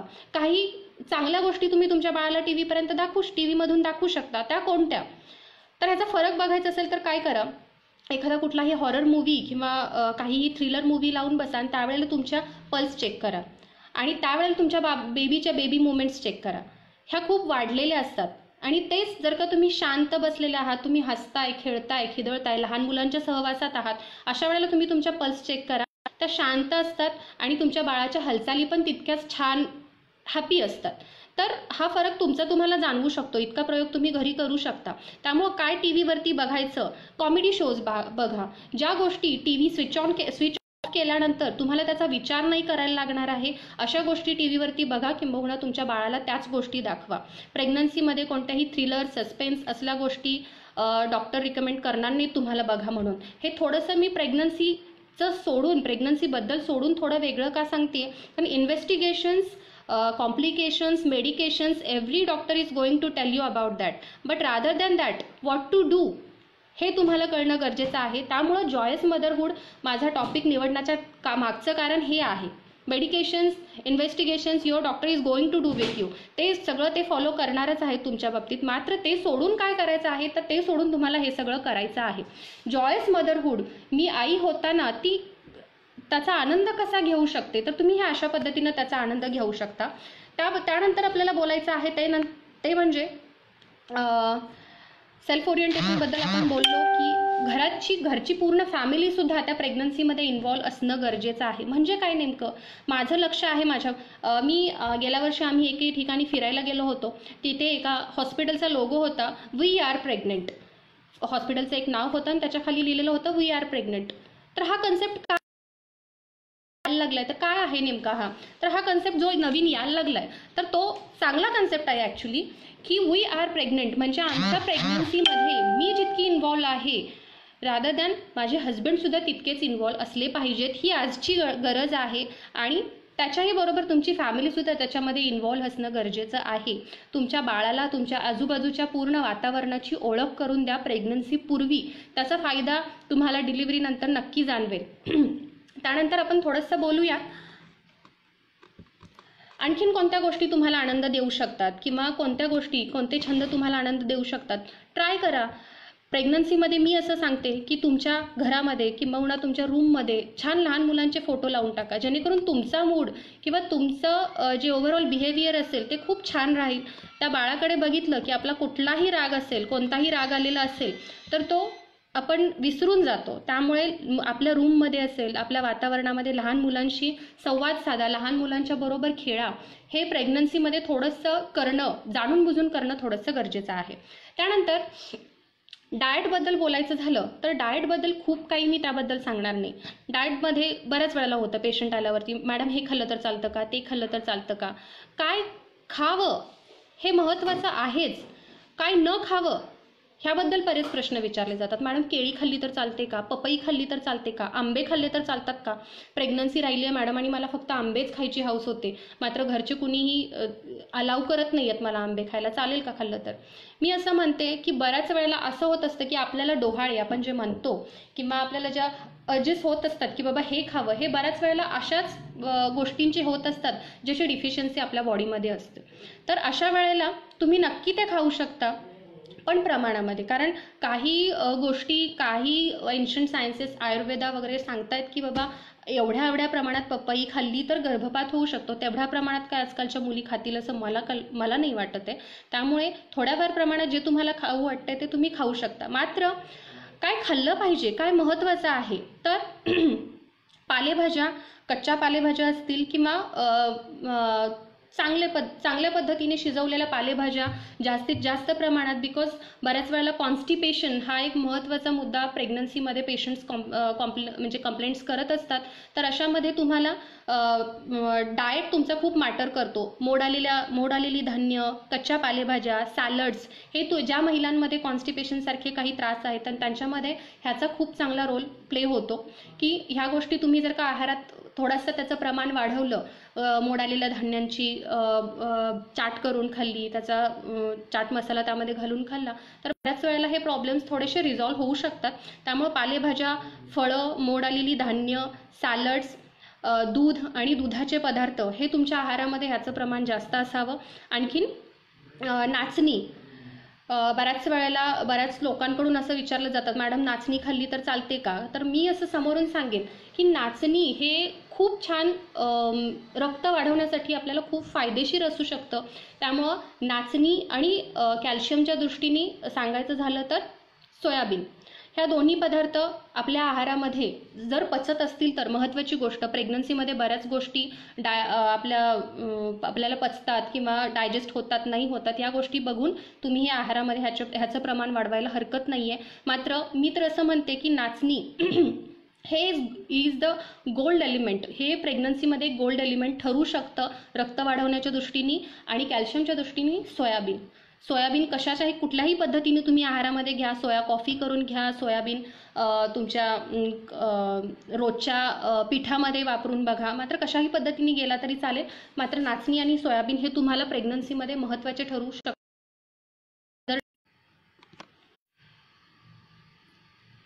Am I audible to you?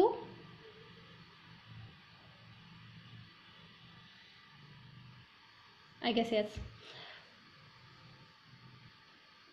Sorry for some technical issue.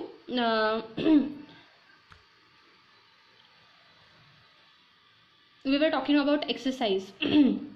Exercise हा किती महत्त्वाचा role play we were at केसर खाल्लं पाहिजे का? तर केसरच्या बाबतीत मी असं सांगेन की त्याच्यामुळे जर का तुमची बायको दूध पिणार असेल तर केसर ठीक आहे. मात्र केसरचा किती महत्त्वाचा, आजकाल जर बघायला गेलं तर 100 99 मुलं ही गोरीत जन्माला येतात. त्यामुळं मी असं सांगेन की केसरमुळे मग असंही होत असेल की त्यांची मम्मी मे बी केसर खात असेल म्हणून ती मुलं गोरी जन्माला येत असतील, त्याबद्दल मला कल्पना नाही आहे. मात्र त्या केसरमुळे जर का तुमची वाईफ दूध पित असेल तर दूध हा महत्त्वाचा गोष्ट आहे. केसर हे खाल्लं नाही खाल्लं त्याचा डॉक्टरांच्या दृष्टीने काहीही फरक नाही पडत. मात्र दूध किंवा दुधाचे पदार्थ हे प्रेग्नन्सीमध्ये खूप महत्त्वाचे असतात. त्यानंतर व्यायामाच्या बाबतीत सांगायला गेलं तर तुम्हाला त्या बाबतीत खूप सारे व्हिडिओज किंवा बरेच सजेशन्स तुम्हाला यूट्यूबवरती गुगलवरती मिळून जातील. मात्र थोडक्या शब्दात सांगायचं झालं तर माझ्या दृष्टीने महत्त्वाचे व्यायाम कुठले कुठले आहेत तर बद्धकोनासन, ज्याला आपण बटरफ्लाय पोझिशन म्हणतो, किंवा अर्धचक्रासन, योगासनं आहेत ही तुम्ही यूट्यूबवरती चेक करू शकता. अर्धचक्रासन, वज्रासन, त्यानंतर स्क्वॅटिंग पोझिशन, इंडियन स्क्वॅटिंग पोझिशन ही जी आहे ह्या प्रेग्नन्सीच्या दृष्टीनं किंवा नॉर्मल डिलिव्हरीच्या दृष्टीनं ह्या सगळ्या गोष्टी महत्त्वाच्या आहेत. हे व्यायाम आणि त्याहीपेक्षा महत्त्वाचं म्हणजे 3rd ट्रायमिस्टरमध्ये वॉकिंग किंवा चालण्याचा व्यायाम हा खूप फायदेशीर ठरू शकतो नॉर्मल डिलिव्हरीच्या दृष्टीने. त्यानंतर मागापासून आपण जे काही सांगतोय तर गर्भसंस्कार याबद्दल तुम्ही खूप सारं ऐकलंय, खूप सारं आपण हे केलेलं आहे. मात्र मी त्याच्याबद्दल असं सजेस्ट करते की कोणतीही गर्भसंस्काराची CD, ऑडिओ CD ऐकण्यापेक्षा सुद्धा मी असं म्हणेन की तुम्ही तुमच्या बाळाशी संवाद साधा, हा जास्त महत्त्वाचा ठरू शकतो. गर्भप्रार्थना आहेत, काही गर्भप्रार्थना तुम्हाला मिळून जातील यूट्यूबवरती, त्या ऐका, त्याचा फायदा होईल इतकीशी मला कल्पना नाही. हे बाळाचे दोन्हीही ऑर्गन किंवा हे जे इन्स्ट्रुमेंट्स आहेत हे बाळाला आवडीचे आहेत. त्यानंतर गर्भस्थ बाळाला उत्तेजन, जे मी मगाशी म्हटलं बरोबर, तुमची फॅमिलीला त्यामध्ये इन्व्हॉल्व करून घ्या, त्याच्याशी बोलायला लावा आणि याच्यातूनच तुमच्या बाळाला जी काही असेल ऊर्जा आपण म्हणू शकतो किंवा आहे ते यातून मिळत असतं.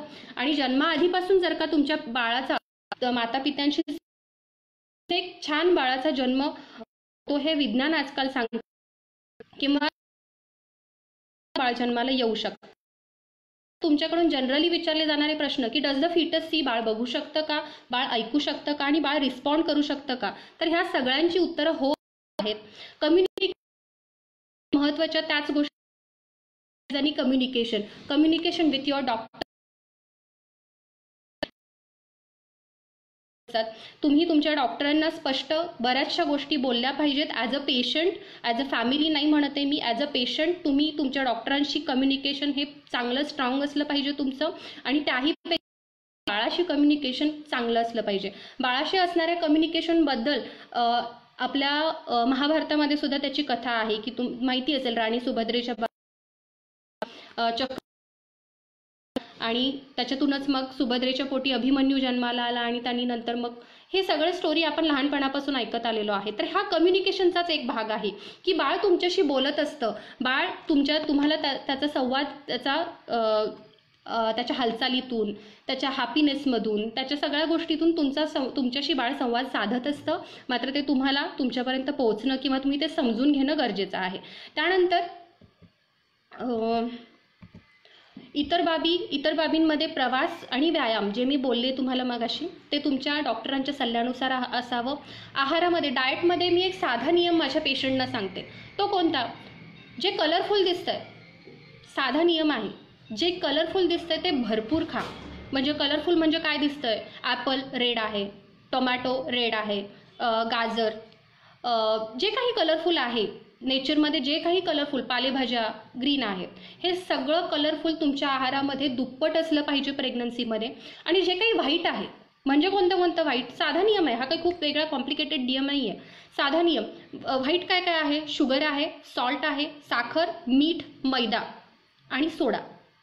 ह्या 4 पांढऱ्या गोष्टी तुमच्या आहारामध्ये जितक्या कमी ठेवता येतील तितक्या कमी ठेवा. कारण शुगर, डायबिटीस असलेल्या पेशंटमध्ये, प्रेग्नन्सी रिलेटेड ज्याला आपण जेस्टेशनल डायबिटीस म्हणतो, अशा पेशंटमध्ये शुगर त्या प्रोवोक करू शकतात डायबिटीसकडं. त्यानंतर सॉल्ट असेल, साखर, हे वॉटर रिटेन करत असतं आपल्या बॉडीमध्ये. सूज येण्यासाठी वॉटर रिटेन्शनचं काम हे सॉल्ट करत असतं. त्यामुळे सॉल्टचं प्रमाणसुद्धा कमी असावं प्रेग्नन्सीमध्ये. तुम्ही तुमचं रोजच्या आहारातलं मीठ खायला हरकत नाही, मात्र वरून मीठ घेताय, ज्याला आपण म्हणतो लोणचं असेल, पापड असेल, यामध्ये खारवलेले पदार्थ, यामध्ये मिठाचं प्रमाण जास्त असतं, तर असे पदार्थ वरून घेणं टाळलं पाहिजे. तर ह्या गोष्टी तुमच्या आहारामध्ये असता कामा नयेत. त्यानंतर मैदा, कारण तुम्हाला कॉन्स्टिपेशन हे थोडंफार प्रेग्नन्सीमध्ये असतंच, तर अशा महिलांमध्ये मैदा हा ऑलरेडी पचायला जड असतो, तर त्यामुळे मैद्याचं सेवन हे प्रेग्नन्सीमध्ये थोडंसं कमी असावं. आणि खायचा सोडासुद्धा प्रेग्नन्सीमध्ये मी थोडासा अवॉइड करा असं सजेस्ट करते पेशंटला. त्यानंतर तक्रारी कोणत्या आहेत ज्याबद्दल आपण थोडंसं काळजीपूर्वक राहिलं पाहिजे, तर त्या तक्रारी एक थोडक्यात सांगते तुम्हाला.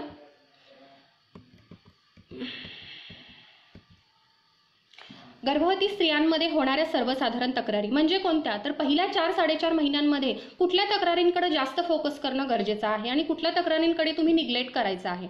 तर त्या तक्रारी कोणत्या? नॉशिया असेल, वॉमिटिंग असेल, कंटाळा आल्यासारखं वाटतं, झोपून राहावंसं वाटतंय, काही फ्रेश नाही वाटत आहे, काम नाही करावंसं वाटत आहे, तर इट्स ओके.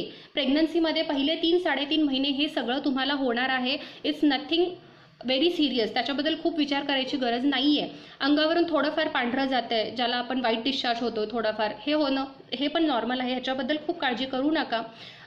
त्यानंतर वारंवार लघवीला जावंसं वाटणं किंवा म्हणजे ज्याला आपण रिपीटेडली मिक्च्युरेशन असं आपण म्हणू शकतो, तर अशामध्ये हे सुद्धा ओके आहे, ते सुद्धा नॉर्मल आहे. त्यानंतर पोट साफ न होणं हा प्रेग्नन्सीमधला एक महत्त्वाचा इश्यू असतो, ते सुद्धा ओके, त्याच्याबद्दल पण खूप नाही. हातापायाला मुंग्या येणं हे सुद्धा नॉर्मल आहे प्रेग्नन्सीमध्ये. आणि पायात गोळे, क्रॅम्प्स आल्यासारखं वाटणं आणि डोहाळे, एखादीच गोष्ट खावीशी वाटणं, काही पेशंट नुसता दही भातच खाऊ वाटतं, एक ओके. डोहाळे हे तशा पद्धतीचेच असतात आणि ते पोरवले जावेत अशी प्रेग्नन्सीमध्ये अपेक्षा असते, त्यामुळे डोहाळे सुद्धा असणं हे ठीक आहे. त्यानंतर पुढच्या पिरियडमध्ये 4.5-5 महिन्यांनंतर काय नेमका त्रास सुरू होतो, तर पाठदुखी, कंबरदुखी, खुबे दुखणे, ज्याला आपण बॅकएक वगैरे म्हणतो, लोअर बॅकएक, हे सगळं सुरू होणं हे सुद्धा नॉर्मल आहे प्रेग्नन्सीमध्ये.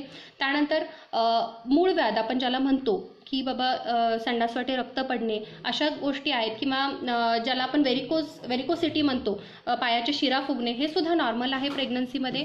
आणि शेवटच्या महिन्यामध्ये 8व्या-9व्या महिन्यामध्ये रिपीटेडली सारखं लघवीला जावंसं वाटणं हे सुद्धा नॉर्मल आहे. ह्याच्या बाबतीत खूप काळजी करण्याची गरज नाही आहे.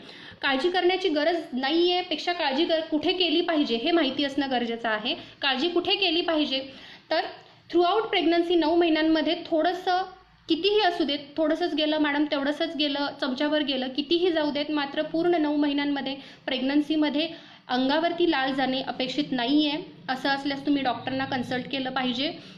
त्यानंतर बाळाची हालचाल कमी जाणवणं, बाळाची हालचाल अजिबात न जाणवणं, तुम्ही डॉक्टरना दाखवलं पाहिजे.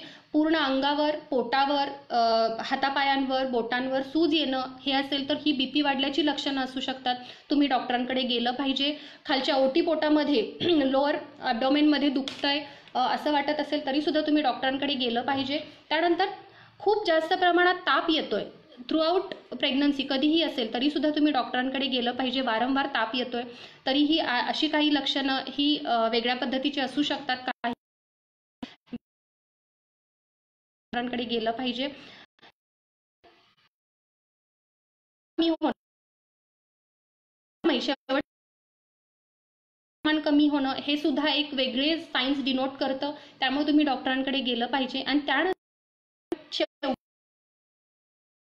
8व्या किंवा 9व्या महिन्यामध्ये अंगावरून पाणी जातंय असं वाटणं, ह्या सगळ्या गोष्टी तुम्हाला, अशा वेळेला तुम्ही डॉक्टरांकडे जाणं गरजेचं आहे.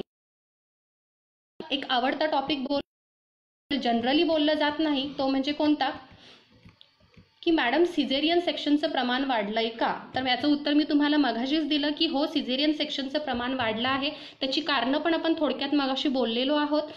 तर मात्र याबद्दलची वैद्यकीय कारणं याच्याबद्दल सहसा चर्चा होत नाहीये. त्याबद्दल एक 4-5 पॉईंट्स आहेत, तेवढे मी सांगते. त्यानंतर इन्व्हेस्टिगेशन्स आणि मेडिकेशनबद्दल थोडक्यात बोलते आणि माझं आजचं सेशन संपवते.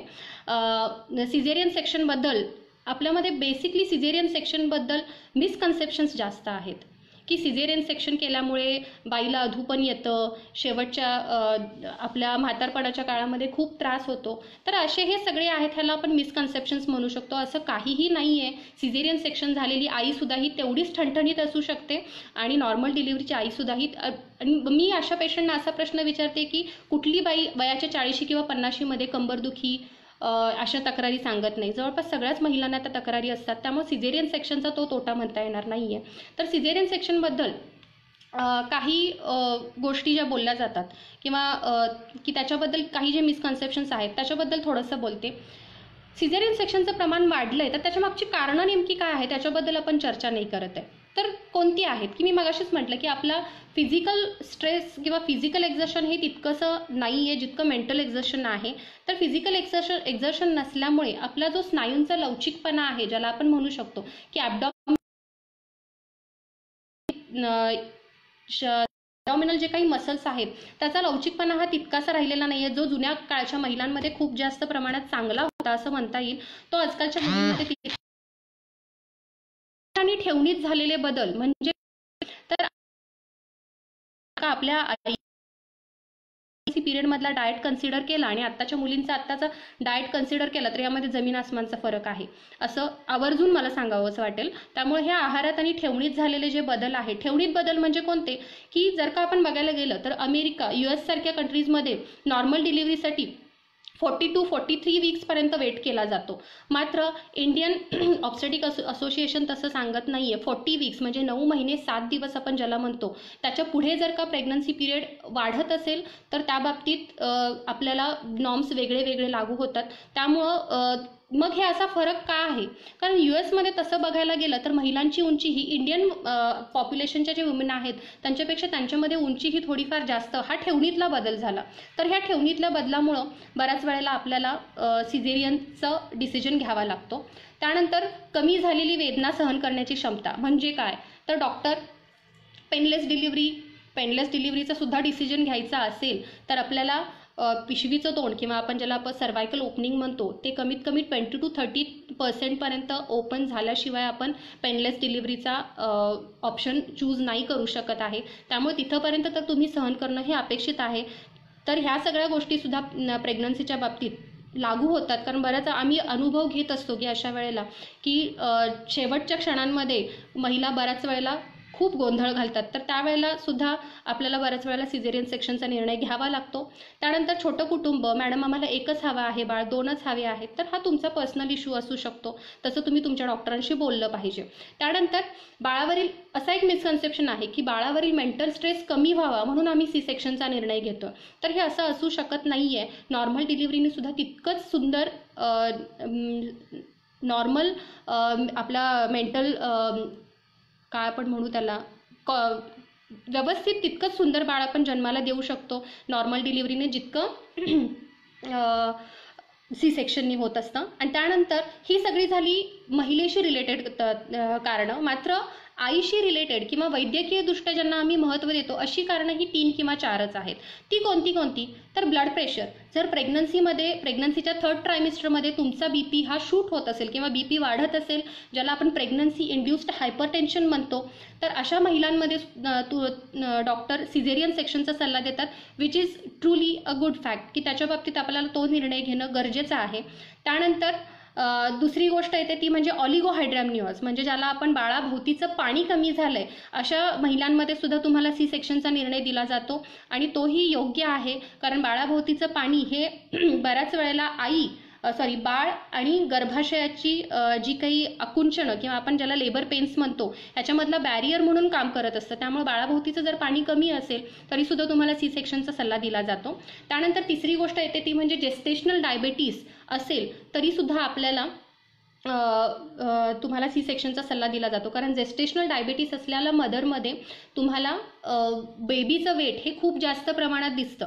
बऱ्याच वेळेला अशा प्रेग्नन्सीमध्ये डिलिव्हरी ही खूप कॉम्प्लिकेटेड होऊ शकते जर का आपण नॉर्मल डिलिव्हरीसाठी वेट केला तर. त्यामुळे सी सेक्शनच्या दृष्टीनं वैद्यकीयदृष्ट्या एक 2-3च कारणं महत्त्वाची ठरतात, ती म्हणजे pregnancy induced hypertension, oligohydramnios, then gestational diabetes and last thing की डिलिव्हरीच्या पिरियडमध्ये जर फिटल डिस्ट्रेस म्हणजे जर का बाळाने पोटामध्ये शी केलेली असेल, आपण ज्याला साध्या भाषेमध्ये म्हणतो, तर ह्या गोष्टीसुद्धा ऑलिगोहायड्रॅमनिओसच्या पेशंटमध्येच बऱ्याच वेळेला दिसतात.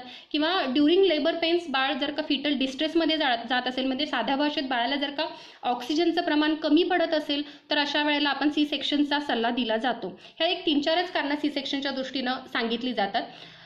Then what's the best age to get pregnant. Vidya, actually खूप सुंदर प्रश्न आहे हा, खूप चांगला प्रश्न आहे. आपण ॲज अ करियर वुमेन आपण बऱ्याच वेळेला असं होतो की first career goals, then marriage goals, ह्या सगळ्यामध्ये आपल्याला बऱ्याच वेळेला प्रेग्नन्सीचं एज आपलं निघून गेलेलं असतं. बाय बिफोर 30 मी असं सांगेन की बिफोर 30 आपल्याला पहिलं बाळ हे बिफोर 30 झालं पाहिजे, हे महत्त्वाचं आहे.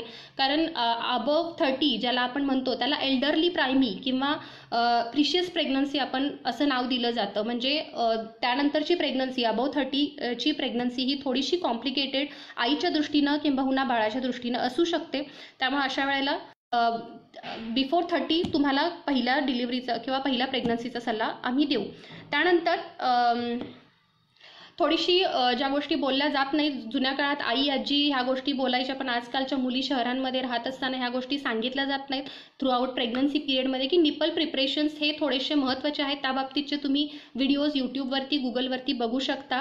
कारण डिलिव्हरीनंतर बऱ्याच हॉस्पिटल्समध्ये अशी पद्धत असते की आफ्टर डिलिव्हरी लगेच त्यांना ब्रेस्ट फिडिंगचा सल्ला डॉक्टर्स देतात. आम्ही आमच्या हॉस्पिटलमध्ये सुद्धा तेच फॉलो करत असतो की लगेच डिलिव्हरीनंतर तुमच्या बाळाला breast feeding as soon as possible तुम्ही दिलं पाहिजे. त्यामुळे निपल प्रिपरेशन्स हे सुद्धा बिफोर डिलिव्हरी गरजेचे आहेत. त्यानंतर first time gestational diabetes detect असेल तर सेकंड टाईम असं नाही आहे. प्रेग्नन्सी इंड्युस्ड हायपरटेन्शन किंवा जेस्टेशनल डायबिटीस ह्या दोन्हीही गोष्टी पहिल्या प्रेग्नन्सीमध्ये असतील तर नेक्स्ट प्रेग्नन्सीमध्ये असल्याच पाहिजेत असं मॅन्डेटरी नाही आहेत. चान्सेस वाढतात त्याचे असण्याचे. पहिल्या प्रेग्नन्सीमध्ये असतील तर सेकंड प्रेग्नन्सीमध्ये सुद्धा चान्सेस असतात, पण असलाच पाहिजे असं 100% शुअर नाही आहे. त्यानंतर डिलिव्हरीच्या वेळेला आईला जसा त्रास होतो तसा बाळाला होतो का? हो रुपाली मॅडम, डिलिव्हरीच्या वेळेला जेव्हा बऱ्याच वेळेला असं होतं की जितका त्रास किंबहुना आईला होत असतो तर बऱ्याच वेळेला आई तो त्रास सांगू शकते. आपण साध्या शब्दात असं सांगूयात की बऱ्याच वेळेला आई तो त्रास व्यक्त करू शकते, मात्र बाळ त्याला होणारा त्रास हा काही 2-3च गोष्टीतून दाखवत असतं. ते म्हणजे बाळाचे हृदयाचे ठोके कमी जास्त होत असतील यावरून कळू शकतं, आणि दुसरी गोष्ट म्हणजे बाळाने पोटामध्ये असताना जर का शी केली तर यामधूनच आपल्याला कळू शकतं की बाबा बाळाला काही धोका आहे. तर अशा वेळेला, आणि त्यामध्ये एक महत्त्वाचा रोल प्ले करतं ते म्हणजे नॉन स्ट्रेस टेस्ट आपण ज्याला म्हणतो. ड्युरिंग डिलिव्हरी पेन्समध्ये आपण ती टेस्ट करत असतो. ग्राफ असतो तो बाळाच्या हृदयाच्या ठोक्यांचा ग्राफ असतो. तो ग्राफ आपल्याला बऱ्याचशा गोष्टी सांगून जातो की बाबा ड्युरिंग डिलिव्हरी तुमच्या बाळाला काही त्रास होतोय का, हे आपल्याला त्यावरून कळू शकतं. त्यानंतर ब्रीफमध्ये मी थोडंसं इन्व्हेस्टिगेशन्स आणि मेडिकेशन्सबद्दल बोलते. त्यानंतर मी हे सेशन कंप्लीट करते. ऑलरेडी खूप एक्सटेंड झालं आहे सेशन. इन्व्हेस्टिगेशन्सबद्दल बोलायचं झालं तर आपल्याला ब्लड इन्व्हेस्टिगेशन्स, युरिन इन्व्हेस्टिगेशन्स आणि सोनोग्राफी ह्या 3 गोष्टी प्रेग्नन्सीमध्ये मॅन्डेटरी असतात. तर यामध्ये महत्त्वाच्या कोणत्या थोडंसं फक्त ब्लड इन्व्हेस्टिगेशन्सबद्दल बोलते मी. Every 3 months complete blood profile 3 महिन्यातून एकदा कंप्लीट ब्लड प्रोफाईल तुमचा होणं गरजेचं आहे, जेणेकरून आपल्याला हिमोग्लोबिनचा अंदाज येऊ शकतो. त्यानंतर ब्लड ग्रुप स्वतःचा माहिती असणं गरजेचं आहे. त्यानंतर तिसरी गोष्ट आपण HIV HbA निगेटिव्ह आहोत हे माहिती असणं गरजेचं आहे.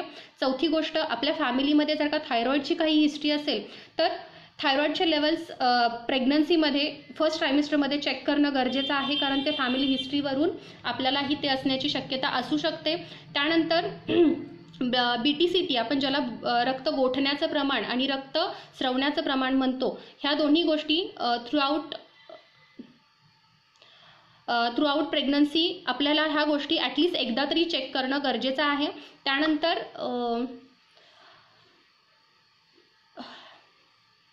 स्कॅनशी रिलेटेड म्हणजे सोनोग्राफीशी रिलेटेड काही ब्लड इन्व्हेस्टिगेशन आहेत, ते मी तुम्हाला सोनोग्राफीशी रिलेटेड तेव्हा सांगते. त्यानंतर रुटीन आणि मायक्रोस्कोपिक एक्झामिनेशन हे प्रेग्नन्सीमध्ये होणं गरजेचं आहे. त्यानंतर डायबिटीसच्या दृष्टीने BSL रँडम जे शुगर लेवल्स आपल्या बॉडीमध्ये ही होणं गरजेचं आहे. त्यामध्ये काही दोष वाटत असतील तर OGCT oral glucose challenge test आपण म्हणतो, ही प्रेग्नन्सीच्या सेकंड ट्रायमिस्टरमध्ये आपल्याला त्या OGCT केली पाहिजे, जेणेकरून आपल्याला आईला जेस्टेशनल डायबिटीस आहे का याचा आपण अंदाज लावू शकतो. जर बाळाभोवती पाणी कमी असेल तर काय करावं? जर का तुम्ही थर्ड ट्रायमिस्टरमध्ये असाल, आकाश सर तुमच्या प्रश्नाचं उत्तर देते, तुम्ही थर्ड ट्रायमिस्टरमध्ये असाल तर थोडीसे त्याच्या मागचं मुळात कारण आपण शोधून काढलं पाहिजे की बाळाभोवती पाणी कमी आहे, मात्र त्याच्या मागचं कारण काय आहे ह्याबद्दल थोडंसं डॉक्टरांशी चर्चा करा तुमच्या. आणि पाणी कमी असण्यामागचं कारण शोधून झाल्यानंतर त्याच्याबद्दल बरेच गोष्टी आहेत, वाढवण्यासाठी मेडिकेशन्स आहेत किंवा काही IV सपोर्टिव्ज आहेत. मात्र त्याहीपेक्षा त्याच्या पुढच्या गोष्ट जर का सेकंड ट्रायमिस्टरमध्येच जर का पाणी खूप जास्त प्रमाणात कमी झालेलं असेल तर आपण ॲम्निओ इन्फ्युजनचा सुद्धा सल्ला देत असतो अशा वेळेला. मात्र हे खूप रेअर केसेसमध्ये करावं लागतं. मात्र थर्ड ट्रायमिस्टर म्हणजे बाळ जेव्हा पूर्णपणे 28 आठवड्यांच्या वरचं असेल आणि बाळ जर का ते एबल असेल, जगण्यासाठी पात्र असेल, तर अशा वेळेला आपण पाणी खूप जास्त प्रमाणात कमी झालेलं असेल तर आपल्याला सिझेरियन सेक्शनचा किंवा डिलिव्हरीच्या दृष्टीनं काही निर्णय घ्यावे लागू शकतात. त्यानंतर इन्व्हेस्टिगेशन्समध्ये ब्लड इन्व्हेस्टिगेशन्सबद्दल मी बोलली आहे. त्यानंतर युरिन इन्व्हेस्टिगेशनबद्दल पण सांगितलं आहे तुम्हाला. त्यानंतर सोनोग्राफी, बऱ्याच वेळेला पेशंटकडून अपेक्षा असते की प्रत्येक महिन्याला सोनोग्राफी करणं गरजेचं आहे का? तर नाही. काही ठराविक सोनोग्राफी ह्या महत्त्वाच्या आहेत, त्या होणं गरजेचं आहे. आणि त्या सोडून सुद्धा काही क्वचित पेशंटमध्ये आम्ही वेगळ्या पद्धतीच्या सोनोग्राफी सुद्धा प्रिस्क्राईब करत असतो. तर ह्या सोनोग्राफी कुठल्या पद्धतीच्या सोनोग्राफी आहेत? तर महत्त्वाचं म्हणजे पहिल्या प्रेग्नन्सी राहिल्या लगेच 1.5-2 महिन्याला पहिली सोनोग्राफी होणं, ज्याला फर्स्ट ट्रायमिस्टर किंवा ज्याला कन्फर्मेशन किंवा ज्याला डेटिंग स्कॅन आपण म्हणतो, हा प्रेग्नन्सी राहिल्या लगेच होणं गरजेचं आहे. तो कशाच्या दृष्टीने महत्त्वाचा आहे? तर बाळ कसं आहे, बाळ कसं वाढलंय किंवा बाळ तारखेनुसार योग्य वाढलंय का? आणि चौथी गोष्ट म्हणजे बाळ किती आहे, एक आहे, सिंगल आहे, ट्विन्स आहेत, जे ट्रिपलेट्स आहेत, जे काही आहे ते आपल्याला पहिल्या प्रेग्नन्सीवरून कळू शकतं. त्यामुळे ही प्रेग्नन्सी जेवढ्या लवकर होईल तितकं चांगलं आहे. त्यानंतर ही सोनोग्राफी. त्यानंतर दुसरी सोनोग्राफी महत्त्वाची, जिला आजकाल थोडंसं जास्त महत्त्व यायला लागलेलं आहे, ती म्हणजे कोणतं? तर त्याला आपण NT स्कॅन म्हणतो. सोनोग्राफी नवीन नाही आहे, सोनोग्राफी जुनीच आहे, मात्र त्याच्यावरून बरेचसे अंदाज आजकाल आपण बांधू शकतो, ज्याला आपण नकल ट्रान्सल्युसन्सी स्कॅन म्हणतो. तो स्कॅनसुद्धा आजकालच्या जमान्यामध्ये जिथं आपण 1 किंवा 2च बाळांचा विचार करतोय, अशा वेळेला ही सोनोग्राफी होणं सुद्धा तितकंच महत्त्वाचं आहे. कशाच्या दृष्टीने? तर या सोनोग्राफीमध्ये बाळाचं नाकाचं हाड आणि पाठीच्या मणक्याची जाडी तपासली जाते आणि त्याच्यावरून आपल्या बाळामध्ये काही न्यूरल ट्यूब डिफेक्ट्स नाही आहेत, बाळाच्या स्पायनल कॉर्डशी रिलेटेड, मणक्याशी रिलेटेड काही आजार आपल्या बाळामध्ये नाही आहेत, ह्याचा अंदाज आपल्याला NT स्कॅनवरून लावता येऊ शकतो. जर NT स्कॅनमध्ये काही दोष असतील किंवा त्यामध्ये काही गोष्टी सांगितलेल्या असतील तर अशा वेळेला तुम्हाला डबल मार्कर, ट्रिपल मार्कर आणि क्वाड्रुपल मार्कर सारखे काही ब्लड इन्व्हेस्टिगेशन्स आहेत, ज्यामध्ये आईच्या शरीरामधल्या काही गोष्टींची तपासणी केली जाते. या गोष्टींचा सल्ला तुम्हाला NT स्कॅनच्या रिपोर्टवरून दिला जातो. त्यानंतर तिसरी सोनोग्राफी अतिमहत्त्वाची म्हणेन मी या सोनोग्राफीला. ही महत्त्वाची सोनोग्राफी म्हणजे 5व्या महिन्यातली सोनोग्राफी, ज्याला आपण ॲनोमली स्कॅन म्हणतो. या सोनोग्राफीमध्ये बाळाच्या अंग प्रत्यंगाची पुरेपूर तपासणी केली जाते. त्यामुळे या सोनोग्राफीला अति महत्त्व दिलं जातं. तुमचं बाळ कसं आहे, काय आहे, यापेक्षा तुमच्या बाळाच्या शरीरातले सगळे जे काही ऑर्गन्स आहेत ते व्यवस्थित आहेत का, वेल परफॉर्म्ड आहेत का, या सगळ्या गोष्टींचा ॲनोमली स्कॅनमध्ये तपासणी केली जाते. त्यामुळं हा महत्त्वाचा आहे. काही पेशंट्समध्ये किंवा तुम्ही जर का आपण इच्छुक असेल किंवा आपण जर का अर्थातच फायनान्शियली आपण जर का ते करू शकत असेल तर आम्ही अशा पेशंटमध्ये फिटल इकोचा सल्ला देतो, जो ॲनोमली स्कॅन बरोबर आपण करू शकतो. तर फिटल इको काय असतो, जसा मोठ्या लोकांमध्ये इको केला जातो त्याच पद्धतीनं बाळाचा इको केला जातो. त्यामध्ये बाळाच्या पूर्ण हृदयाची पूर्ण तपासणी, सगळ्या बाळाच्या हृदयाच्या झडपा किंवा हृदयाचं पूर्ण फंक्शनिंग कसं सुरू आहे, व्यवस्थित आहे का, याचं हे आपल्याला कळू शकतं. त्यामुळे ॲनोमली स्कॅन बरोबर इच्छुक असाल तर तुम्ही फिटल इको करून घेऊ शकता. जर आपण अफोर्डेबल आहोत तर मला असं वाटतं की आपण फिटल इको प्रिफर केलं पाहिजे. त्यानंतर असं बऱ्याच वेळेला 7व्या महिन्यातली सोनोग्राफी करणं गरजेचं आहे का असं डॉक्टरांना विचारलं जातं. 7व्या महिन्यातली सोनोग्राफी ही काहीच गोष्टींमध्ये गरजेची ठरू शकते. ती म्हणजे जर का 5व्या महिन्यातल्या तुमच्या सोनोग्राफीमध्ये काही गोष्टी नमूद केलेल्या असतील, जसं की वार खालच्या बाजूला आहे, तर अशा वेळेलाच आम्ही 7व्या महिन्यातल्या सोनोग्राफीचा सल्ला देतो. अन्यथा 7व्या महिन्यातली सोनोग्राफी ही फक्त बाळाची तुमच्या ग्रोथ कशी आहे, बाळाभोवतीचं पाणी कसं आहे इतकंच कळून घेण्या इतकीच महत्त्वाची असते. त्यापेक्षा अन्यथा तिला खूप महत्त्व नाही दिलं जातं. 9व्या महिन्यातली सोनोग्राफी म्हणजे 8.5 महिन्याची 37 वीक्सची सोनोग्राफी ही सुद्धा तितकीच महत्त्वाची आहे. ही सोनोग्राफी का केली जावी किंवा कशासाठी केली जावी, तर आपलं बाळ तारखेनुसार आणि वाढीनुसार व्यवस्थित आहे का हे आपल्याला त्याच्यावरून कळू शकतं. दुसरी गोष्ट, आपल्या बाळाभोवती पाण्याचं प्रमाण किती आहे हे आपल्याला त्यावरून कळू शकतं. आणि आपलं बाळ कसं आहे, डोक्यानी आहे, पायानी आहे, ट्रान्सफर्स आहे, ज्याला आपण लाय म्हणतो किंवा बाळाची पोझिशन म्हणू शकतो, तर हे आपल्याला त्या सोनोग्राफीवरून कळू शकतं. हा शेवटच्या सोनोग्राफीचा फायदा आहे. इतक्याच महत्त्वाच्या तसं म्हणायला गेलं तर सोनोग्राफी जास्त वेळेस करणं हानिकारक असतं का? बिलकुल नाही. सोनोग्राफी हे जे तंत्र आहे हे पूर्णतः प्रेग्नन्सीमध्ये सेफ आहे. तुम्ही सोनोग्राफी कितीही केला तरी त्याचा बाळावरती काहीही त्याचा त्रास की बाळाला होणार नाही आहे. त्यामुळे तुम्ही सोनोग्राफी करू शकता. त्यानंतर मात्र सोनोग्राफीबद्दल मी एक सांगेन की कुठलंही तंत्रज्ञान हे पूर्णतः 100% अचूक असू शकत नाही. सगळे किंवा विज्ञान कितीही जरी शुअर असेल तरी ते कुठलंही 100% अचूक निदान तुमच्या बाळाच्या बाबतीत देणार नाही. ही प्रत्येक सायन्समध्ये असते, तशीच ही सोनोग्राफीमध्ये सुद्धा असू शकते. त्यामुळे प्रत्येक काही निदान चुकीची असली त्याचा नाही गेली. खरं तर डोंगर पोखरून उंदीर काढल्यासारखा प्रकार आहे हा. मात्र त्यातूनही डॉक्टर त्यांचं देत असतात आपलं अचूक निदान देण्यासाठी. त्यामुळे ते पूर्णतः आपण रिलाय असू शकतो त्याच्यावरती, मात्र 100% नाही म्हणता येणार. 99.99% नक्की म्हणू शकतो आपण. त्यानंतर मेडिकेशन्स कुठले महत्त्वाचे आहेत प्रेग्नन्सीमध्ये. आफ्टर प्रेग्नन्सी सुद्धा 6 महिने ड्युरिंग ब्रेस्ट फिडिंग तुम्ही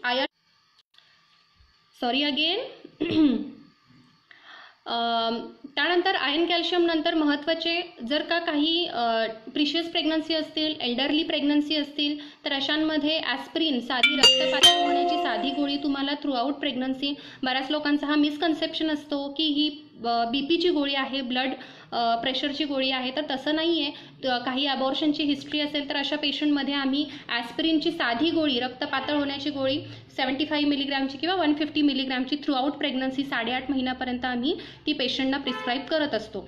त्यानंतर काही मेडिकेशन्स जर का थायरॉईड तुम्हाला बिफोर प्रेग्नन्सी तुम्ही थायरॉईड जर का तुमचं रूल आउट झालेलं असेल तर तुम्हाला थ्रूआउट प्रेग्नन्सी थायरॉईडची गोळी सुरू ठेवावी लागते. मात्र बिफोर प्रेग्नन्सी जर का तुम्हाला थायरॉईडच्या काही गोळ्या सुरू असतील तर त्या मे बी आपल्याला प्रेग्नन्सी पिरियडमध्ये थोड्याशा चेंज करून घ्याव्या लागू शकतात. त्यानंतर काही तुमचे जर काही आजार असतील आपल्याला जे अगोदरपासून आहेत काही आजारांच्या बाबतीत, तर त्या बाबतीत तुम्ही प्रायर डॉक्टरना तुमच्या माहिती देणं कधीही तुमच्या बाळाच्या दृष्टीनं सेफ असतं. काही ॲलर्जीज, काही मेडिकेशन्स असतात ते तुम्हाला चेंज करावे लागतात तुमच्या ॲलर्जीजच्या बाबतीत, किंवा जर का काही ॲलर्जीज असतील तर त्या बाबतीत तुम्ही डॉक्टरना तुमच्या सांगणं गरजेचं आहे. त्यानंतर मेडिकेशन्स काही तुमच्या डायबिटीसच्या दृष्टीनं किंवा तुमच्या जर प्रेग्नन्सीमध्ये जर का तुम्हाला डायबिटीस असेल किंवा तुम्हाला ब्लड प्रेशर असेल, प्रेग्नन्सी इंड्युस्ड ज्याला आपण म्हणतो, प्रेग्नन्सी इंड्युस्ड हायपरटेन्शन, असे काही जर का आजार तुम्हाला असतील तर त्या दृष्टीनं तुम्हाला मेडिकेशन्स हे वेगवेगळ्या पद्धतीचे, जे प्रेग्नन्सीमध्येच फक्त जी औषधं चालू शकतात, जे मेडिकेशन चालू शकतात, अशा पद्धतीचे मेडिकेशन्स तुम्हाला सुरू करून दिले जातात. मात्र फॉलिक ॲसिड जे मी तुम्हाला सुरुवातीला सांगितलं, तर प्रेग्नन्सीच्या फर्स्ट ट्रायमिस्टरमध्ये तुम्हाला फॉलिक ॲसिडचीच साधी गोळी ही पहिले 3 महिनेसुद्धा सुरू असते. ऑलमोस्ट मी जवळपास माझ्याकडे असलेला सगळा डाटा रिकवर करण्याचा प्रयत्न केलेला आहे. त्यातूनही काही राहिलेलं असेल तर तुम्ही मला रिक्वेस्ट टाकू शकता, कमेंट बॉक्समध्ये कमेंट करू शकता. Hopefully I have answered each one of you. त्यातूनही काही राहिलेले असतील तर काही कमेंट्स मी माझ्या पर्सनल अकाउंटमधून तुम्हाला आन्सर करत जाईन. असे काही टॉपिक्स असतील तुमचे तर मी गोरेगावकर पेजला मी थोडंसं रिक्वेस्ट करते की असे काही असतील तुमचे टॉपिक्स की बाबा लाईक ॲडोलेसेंट टॉपिक्स असतील किंवा मेन्स्ट्रुअल पोस्ट मेनोपॉझल काही टॉपिक्स असतात जे फक्त गायनेकोलॉजिस्ट IKS त्यांनी सांगू शकतात. असे काही टॉपिक्स असतील तर तुम्ही मला कमेंट बॉक्समध्ये सजेस्ट करू शकता. तुम्हाला काही त्यातून हवं असेल तर मी गोरेगावकर पेजला तशी रिक्वेस्ट करेन. त्या पद्धतीनं आपण असे सेशन्स पुन्हा हवे तर आपण सुरू ठेवू शकतो. I guess I have covered all your points. Any questions?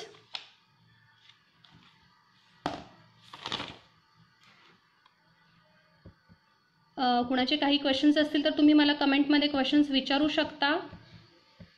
I have here for more 5 minutes.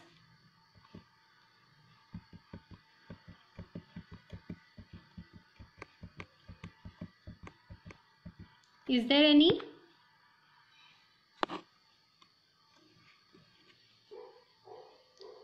Okay, thank you. Thank you, me Goregaonkar page, and thank you all of you.